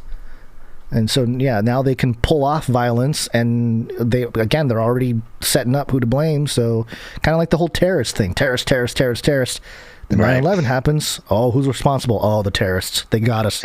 Right. We've been warning about the terrorists for years. They got us. They actually got us. Yeah. So, there you go. Well, speaking of idiots posting things online, let's talk about TikTok. This girl must be practicing witchcraft. That's right. This is coming from the AmericanReporter.com. The headline, Celebrity Witch Club, a TikTok phenomenon, or how I got obsessed with witchcraft. Unless you live under a rock in a village far, far away with no access to the internet, you are on Instagram and most likely on TikTok. Not on either. No way, Jose. I don't live under a rock either. Already an inaccurate statement by I know. It's already oppressive if you're not participating. She is oppressing an Asian American right now. Put this on the Asian American violence list. Yeah, we better report this Jennifer Ross lady. She's really already done. Yeah. I sent it to the Attorney General. Canceled. Go ahead.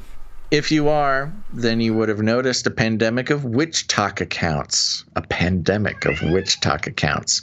What is a WitchTok? It's an account or accounts that talk about witchcraft and all things magic. This sounds ridiculous, you say. Well, yes. Or that's what I thought once I started scrolling through thousands of accounts full of crazy and at times irresponsible content claiming to be able to change one's life. I then noticed a pattern that most of these accounts belong to children, all aged between 9 and 14. Yikes. And almost never older. Ugh.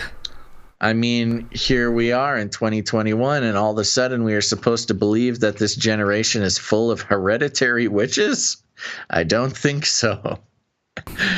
This is funny. It's kids. I mean, of course, witchcraft is in many cases not something to be joked about, but 9 through 14-year-olds claiming that they're hereditary witches. A lot of this is LARPing, Yeah. Kids stuck at home, nothing much to do, but they have their social media and they can get some attention by saying that they're a hereditary witch.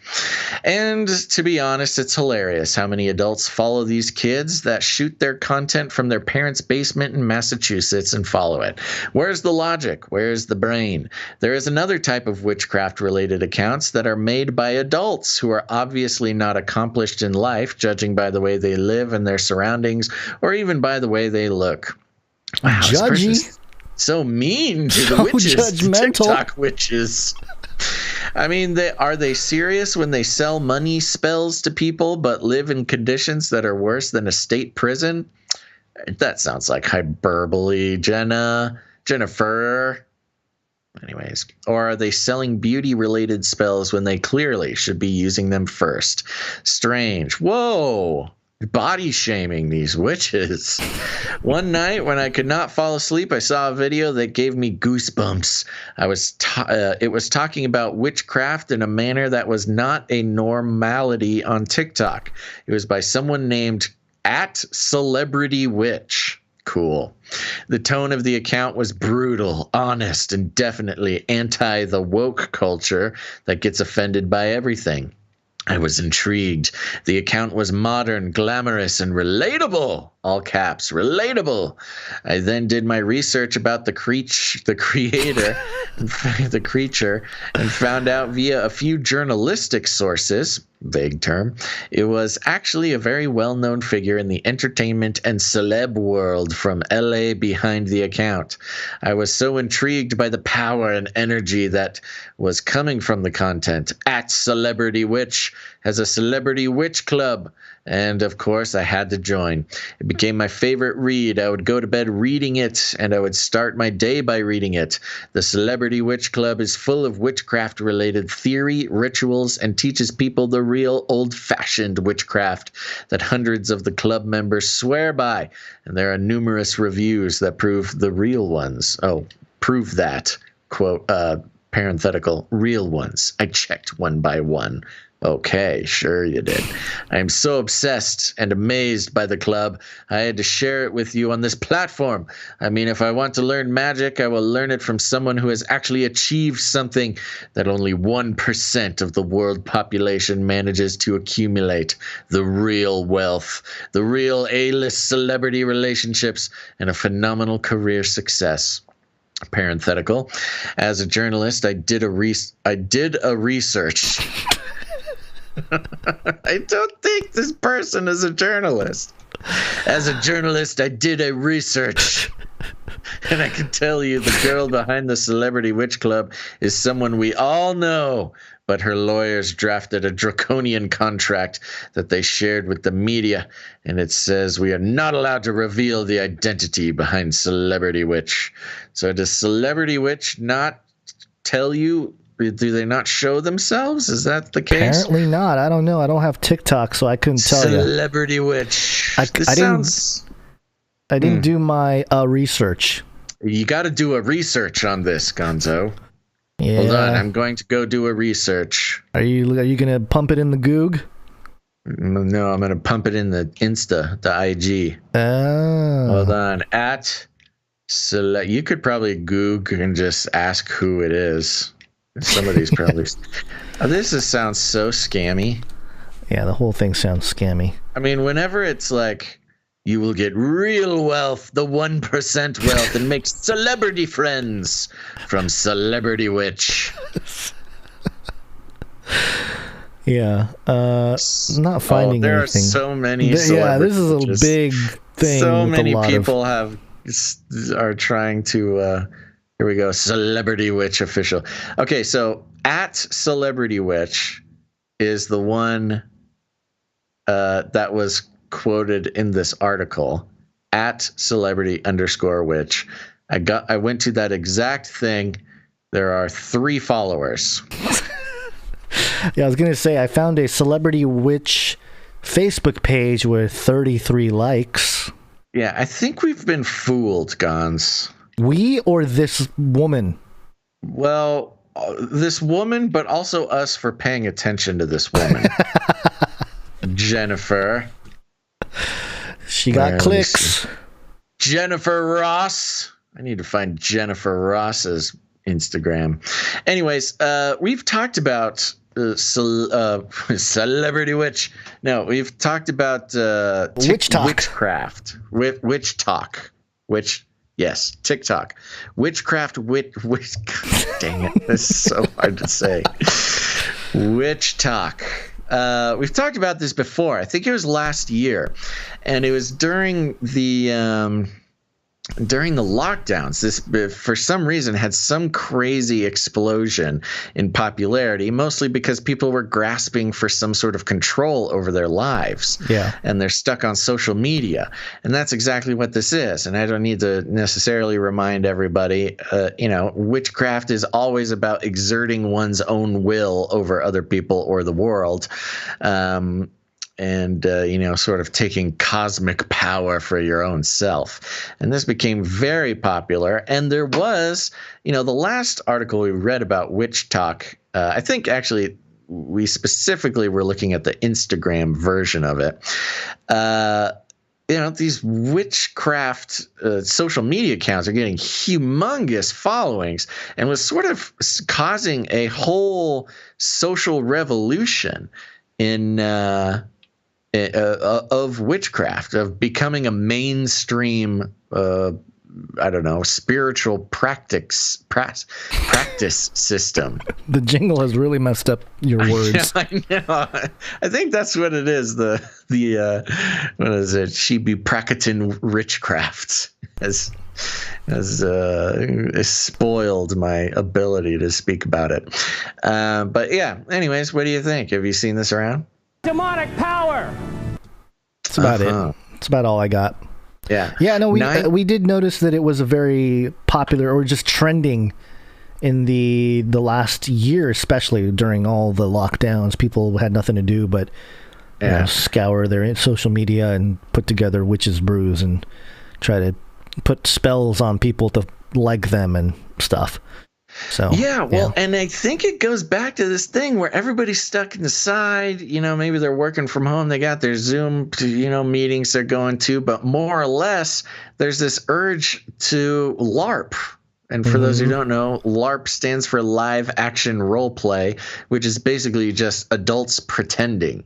And not to say that there aren't like serious people taking it seriously, but it seems as though it was more of a revolution of people being like, oh, yeah, witch stuff is cool now. Now I'm a witch.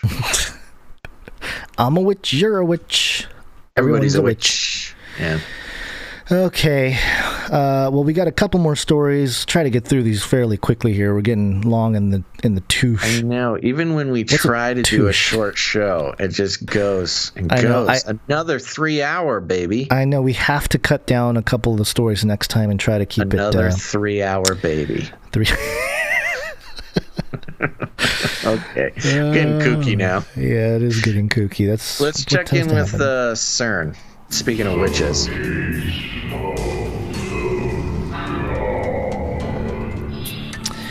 This is CBS.NL. A digital twin of society illuminates its complexity. The statistical studies by Statistics Netherlands, CBS, mirror Dutch society. But what causes the emerging trends identified in these studies, such as the patterns of the economic cycle of social mobility? To help answer this question, Professor Frank P.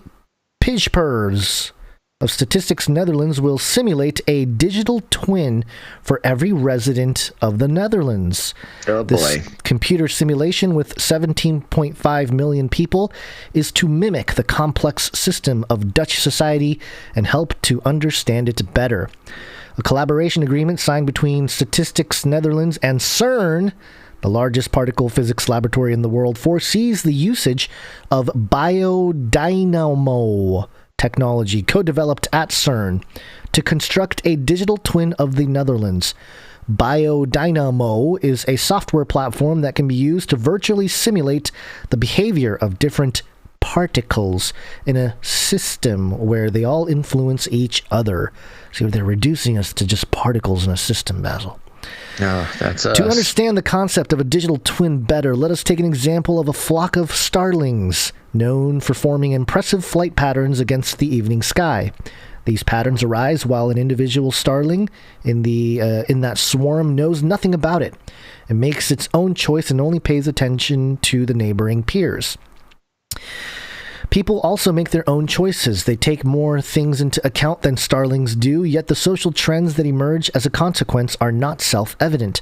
For example, different groups of people may live side by side in the same city, but rarely or never meet or speak to each other without making that conscious choice. As a result, their opinions and habits may also diverge further and further from each other.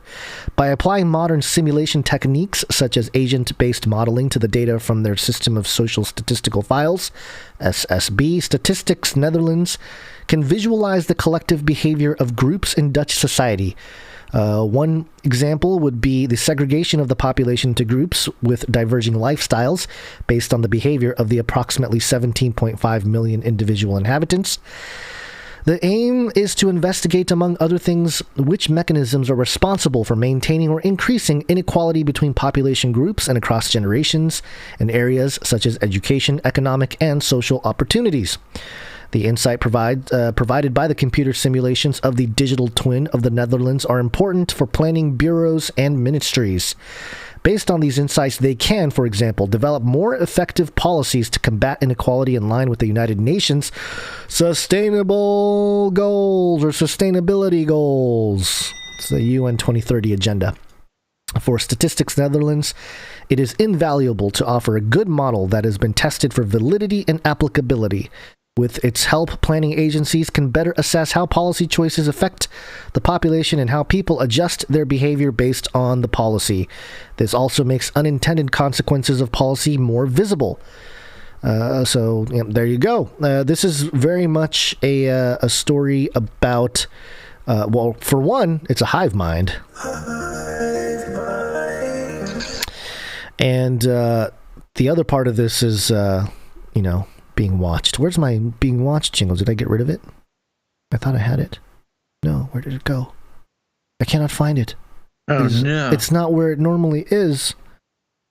Well, anyway, have you ever had the feeling that you're being watched? Because this is really going to take all that data in to come up with a digital twin of the Netherlands society. Yeah, well, it's interesting. This is the culmination of the big data and surveillance gathering. Mm-hmm. And this is sort of something that's been, it floats in the background to the privacy concerns and the online data gathering and stuff like that. Of course, there are immediate concerns of what that could be done to, or what could be done with that info regarding your own well-being and lifestyle. But, this is a big picture thing. We actually did a Canary Cry radio episode on this years ago. Yep. The global simulation. Mm-hmm. And this has been a goal for a long time. And this is one of the most comprehensive practices of this, I think. And this goes back to the AI governance as well. Mm-hmm. And having, this is everything. This is like the ultimate beast culmination of every little piece of the beast system that we examine. This is exactly it. And we talked about it. Oh my gosh, this episode must have been. Oh, do you? August 31st, 2012, episode 25 of Canary Cry Radio, the Sentient World Simulation, and it's the artwork that looks like the coronavirus popping up all over the world. You had that's interesting. The world map and all the little, the tags. Looks very much like the situation we're in now. But that's nuts. So there you go. I don't even know. I would need to go back and listen to see how close we were. But to have CERN involved is an extra little bonus. Yeah. On top of everything else, CERN, it kind of goes back and forth. Are they just kind of playing around with particles? Are they opening interdimensional things, or are they building the global world simulation that inevitably ends up in artificial intelligence governance? And it's no surprise that the Netherlands is kind of the first target. They were, again, as we reported, the country that had the highest approval rating for an artificial intelligence governor. This is incredible. It's just kind of, it's, again, a spooky moment where crazy stuff we talk about is becoming a reality. Yep. Are you ready to become cyborg? Well, cool. Moving on. Let's head on over to treehugger.com. Look at the tag of this website, though. Sustainability for all? Yeah, it's the buzzword. Yeah. Oh, good. Yeah. Tree hugger, sustainability for all. Let me just say, if you're starting a business, just use the word sustainability and you'll have all the environmental people going, oh. Yeah. And it makes nothing but sense that the headline is cyborg mussels could serve as environmental warning systems. We know that researchers can use mussel shells to measure historical levels of fracking pollution, and they've also been known to test positive for opioids. Fun. Now, a team out of the North Carolina State University is working on a different idea, hacking mussels with sensors so that they can function as a real-time warning system for pollution in the water. Are these mussels consenting to their cyborgism? I don't think so. There's something wrong here, tree hugger. This is an invasion of a species. Yeah, can the mussels sign the user license agreement for their new Android implants? Didn't think so. They're being used for the gain of humans, and this is racism. Yes, this is oppression. They're oppressing these shellfish. Speciesism. Free the shellfish. We should become shellfish activists and make this our main cause. At its simplest, the idea is based on how mussels eat. Mussels are filter feeders, and they feed asynchronously, meaning there's no apparent coordination between mussels to either eat or not eat at the exact same time. What does that mean? I have no idea. Nobody knows. All that changes, however, when there's something noxious in the water. The mussels will clam up, so to speak, all at once in order to... Nice one. All at once in order to protect themselves from potential contamination. By attaching inertial measurement units to each half of a mussel's shell, the sensors are able to detect if a mussel is open or closed and how widely it is. In order to keep costs down and ensure scalability, the researchers are using commercially available IMUs similar to those found in cell phones, but just applying them in new ways. Once the sensor is in the formation, it then sends back to a centralized data acquisition system that's mounted to a stake nearby and powered by solar panels. Why not steak? wave? They got cows into this too? Albert Bolskert, co-author and professor of electrical and computer engineering, describes the concept as being not unlike a Fitbit for bivalves. Quote, our aim is to establish an internet of mussels and monitor their individual and collective behavior. It's the shellfish hive mind, Gons. This will ultimately enable us to use them as environmental sensors or sentinels. Oh, yeah. Think of it as, here we go. There's a quote further on down by Jay Levine. Think of it as a canary in the coal mine, except we can detect the presence of toxins without having to wait for the mussels to die. Oh, better than a canary in a coal mine, because the canary doesn't die. Yeah, it goes on and on and on, but there you go, Gons. Free the mussels. We are enslaving Earth's shellfish for our own personal gain. MLM, bro. MLM. Multi-level marketing. No. Mussels lives matter. Depending on the kind, they could be tasty, although I don't know if you're supposed to eat shellfish. Yeah. Yeah, I feel like there's easier ways to sense if there's something bad in the water than surgically implanting sensors in thousands of shellfish. Yeah, this is an invasion. Yeah. It's a human invasion. Yeah, I don't think there's anything else to say. This is wrong and it's sick, and shellfish lives matter. If you connect it to the last story, you know how the shellfish the mussels have no clue that they're, well, maybe they do, but like they don't have a choice, right? That they're getting infiltrated by these wires and all this stuff to serve a purpose that they are not really made for. They're or enslaved. At least be taken advantage of to serve a purpose that they are unaware of. Ooh, they're being taken dominion over. Yeah, it's kind of the same thing taking place with humans if you think about the digital realm and what's happening on the other side. Yeah, it's all a big analogy. Here, folks. They start with forcing cyborg implants on shellfish, and they're coming for you next. Yep. All right, one more story before we call it an episode, another long one. Did you ever have the feeling that you were being watched? I did find the jingle, and this is, again, an LA Times article under technology. This is what happens when ICE asks Google for your user information. Oh, this is great. ICE is in the immigration thing. What is ICE? What was it? Immigration? I know it's the International criminal. What was it?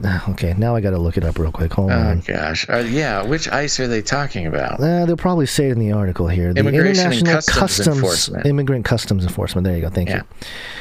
You're scrolling through your Gmail inbox and see an email with a strange subject line, a string of numbers followed by notification from Google. It may seem like a phishing scam or an update to Gmail's terms of service, but it could be the only chance you'll have to stop Google from sharing your personal information with authorities. Oh. Tech companies, which have treasure troves of personal information, have become natural targets for law enforcement and government requests. The industry's biggest names, such as Google, Facebook, Twitter, and LinkedIn, receive data requests from subpoenas to national security letters to assist in, among other efforts, criminal and non-criminal investigations, as well as lawsuits. And an email like this one is a rare chance for users to discover when government agencies are seeking their data. In Google's case, the company typically lets users know which agency is seeking their information. In one email the Times reviewed, Google notified the recipient that the company received a request from the Department of Homeland Security to turn over information related to their Google account. The recipient shared the email on the condition of anonymity due to concerns about immigration enforcement. The account may be attached to Gmail, YouTube, Google Photos, Google Pay, Google Calendar, and other services and apps. The email, sent from Google's legal investigations support team, notified the recipient that Google may hand over personal information to DHS unless it receives within 7 days a copy of a court-stamped motion to squash the request. That's a high bar to clear in a short amount of time, said Paromith Shah, co-founder and executive director of immigration rights law firm Just Futures. Quote, "What Google expects you to do is to quash the subpoena, and that would require you to go to federal court," Shah said. Quote, "I'd like to know how many people are going to have the resources and the understanding that they have only 7 days to hire an attorney to squash an ICE subpoena in federal court." The email from Google did not include a copy of the legal request. Upon requesting it, the recipient learned it was an administrative subpoena from the U.S. Immigrations and Customs Enforcement Agency. ICE was looking for the names, email addresses, phone numbers, IP addresses, street addresses, length of service such as start date, and means of sources of payments, payment linked in any way to the Google account. Such requests are not uncommon for Google. From January 2020 to June 2020, Google received nearly 40,000 requests for user information from law enforcement agencies. More than 15,500 were subpoenas, according to an annual transparency report. Of the subpoenas, Google provided some data in 83% of the cases. For that same period, Facebook received more than 60,000 requests, producing some data in 88% of cases. Twitter received a little more than 3,000 requests and said it had a 59% compliance rate. Although companies may feel limited in their ability to fight off warrant and court-ordered subpoenas, Shaw and immigration advocates argue the tech industry has much more leeway to withhold user information in response to legal requests that did not receive judicial authorization. In a statement, Google spokesperson Alex Krasov said the company, quote, vigorously protects users' privacy, quote, while supporting the important work of law enforcement. Quote, "We have a well-established process for managing requests from law enforcement for data about our users.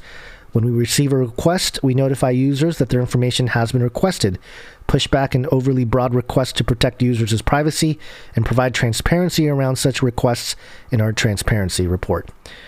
The statement read. You know, that it's interesting how this is revealing how much power a company like Google has. You know, law enforcement has to come to Google, and Google has to be an arbiter. Yeah, you know, they have to, knowledge is power. Knowledge is power, but they get to kind of decide like how important your privacy is. I think we kind of get the point here. I'm getting tired. Do we need to read any more of this to that's the thing. When we mentioned the 3-hour shows, everybody's like, oh, we love the 3-hour shows.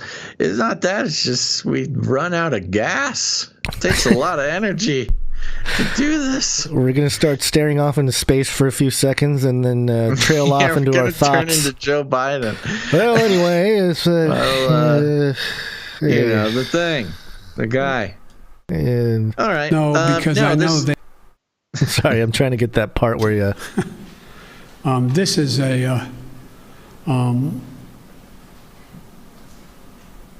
but I'm ready to. Such a long pause. I thought it was over. I didn't know it was still playing. That's funny.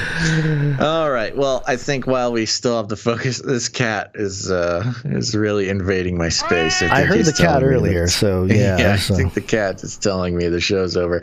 All right. Well, thank you everybody for coming in and listening to this episode. I want to mention right off the bat, we'll be circling back. Oh, next week's schedule is going to be kind of funky, huh?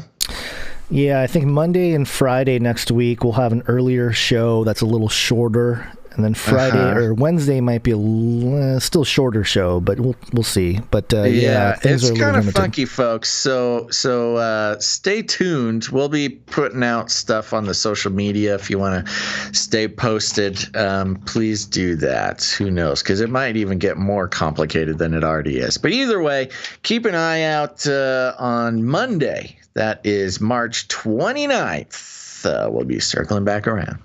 Circle back, but I'll have to circle back.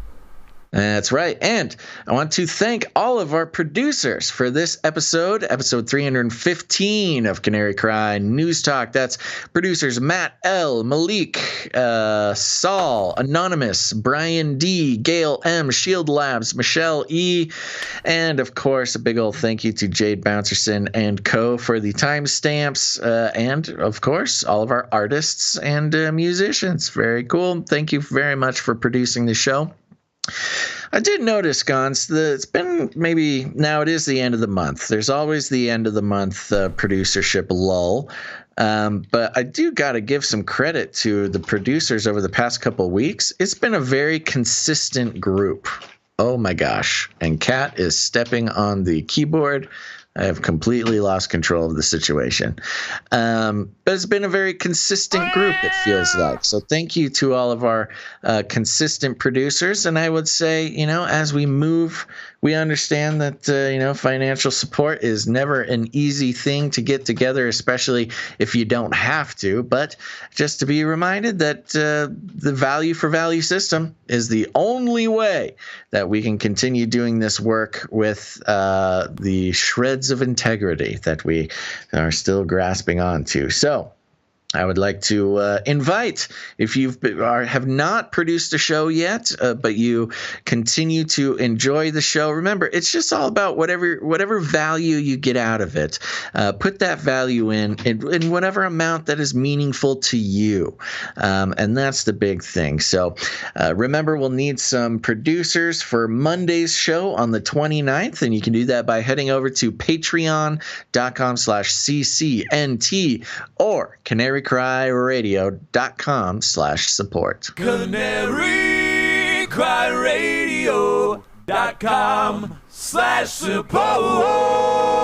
Look it up. That's right. canarycryradio.com/support. Look it up. Okay, let's see here. But here's the thing. If financially supporting the show is not in the cards for you, there's plenty of ways to support the show with your time, your talent. Let's see here. Hey, if you're a creative person and you can maybe you write music, you can create songs for the show. We would love to play them on the Canary Cry mixtape after the show. Jingles, we can always take more jingles. Just keep an eye out, keep an ear out for something that needs a jingle. Sometimes we request, but sometimes inspiration just strikes. And of course, art. If you're a visual artist of any kind, go ahead and create something for the show. Again, we've got plenty of material to give you inspiration on what your next creation could be. Send all of that to canarycryradio@gmail.com if you like it easy, or canarycryradio@protonmail if you're one of those hacker people. Let's see, but not only that, you can go ahead and tell people about the show. Share it on your social media. Send it out to your group text. Maybe email your professor if you're in university. Or, more than anything, you got friends and family who are starting to wake up to the fact that the world is not what it seems. And they will probably be just delighted to learn about the show. And, we're delighted to have them here. We call it rattling cages. And if you need any more instructions, here's what you do. You walk right up to him, you grab him by the cage, and then you shake it. The end of the world occurred pretty much as we had predicted. I want to shake things up, stir up some controversy, rattle a few cages. Hey, stop that! You'll never silence me. I'm the last angry man, a crusader for the little guy. Leave the bird alone! Never! Rattle a few cages. Rattle a few cages. The human race will have every opportunity to improve. And if they don't? Ask Noah. Look it up. That's right. Look it up, folks. Remember, go ahead and send an email to producer Ciara at ciaralauren93@gmail.com to learn about more meetups, and maybe she'll have some tips on how you can put your own meetup going. Put your own meetup going. These are real American words. All right, Gons, any last words? Stop filibustering. Have a great weekend. I will always filibuster. Too late! All right, folks. One last time, we'll be circling back around on Monday, the 29th. Circle back. Circle back. Okay, everybody. It's so messy. I know. We're doing it. This is what happens when we do shows that are 3 hours more than longer. Thanks, everybody, for tuning in to this episode of Canary Crowd News Talk. Make sure to tune in next time. But until then, think outside the cage. Demonic power! You can't handle the truth! Phew, hallelujah. Science is truth. I'll keep you warm and safe in my people's zoo. Liar! They are scum. Aliens. Called it. Aliens. Called it. Aliens. Called it. Everybody loves waffles. Everybody loves waffles. Everybody loves waffles. Remember, reality is an illusion. The universe is a hologram. Buy gold. Buy! I want to shake things up, shake things up. I want to shake things up, shake things up. Leave the bird alone! I want to stir up some controversy. I want to rattle a few cages. I want to rattle a few cages. I'm the last angry man. You'll never silence me. I'm the last angry man. I'm the last angry man. You'll never silence me. I'm the last angry man. A crusader for the little guy. Little guy. Little guy. Well, we'll see about that. Whatever, Illuminati. Don't even get me started on bidets, man. Bidets, man. Bidets, man. I'm telling you, you were living the life, man. Bidets, man.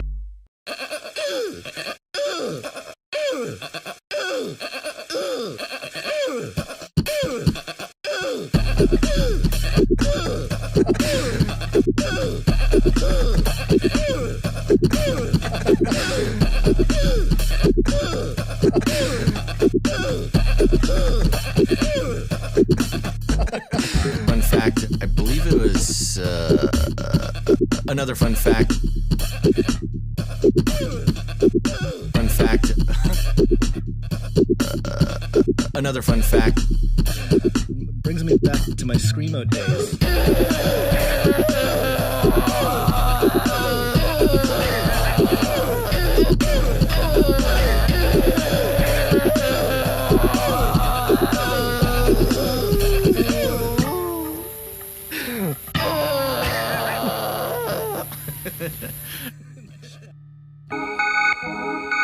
In the future, humans will be confined in a people's zoo. People, I'll keep you safe and warm in my people's zoo.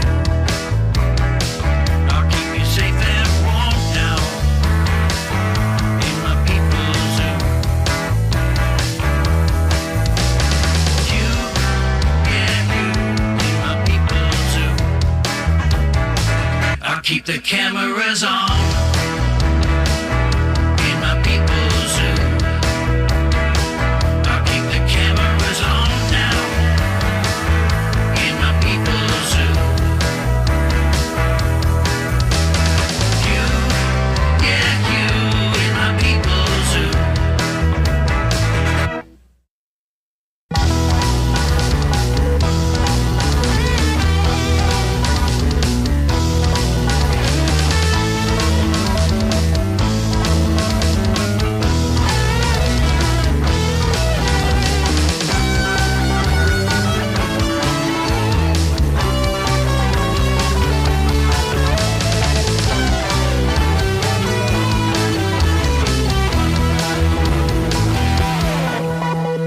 make you fat and sad.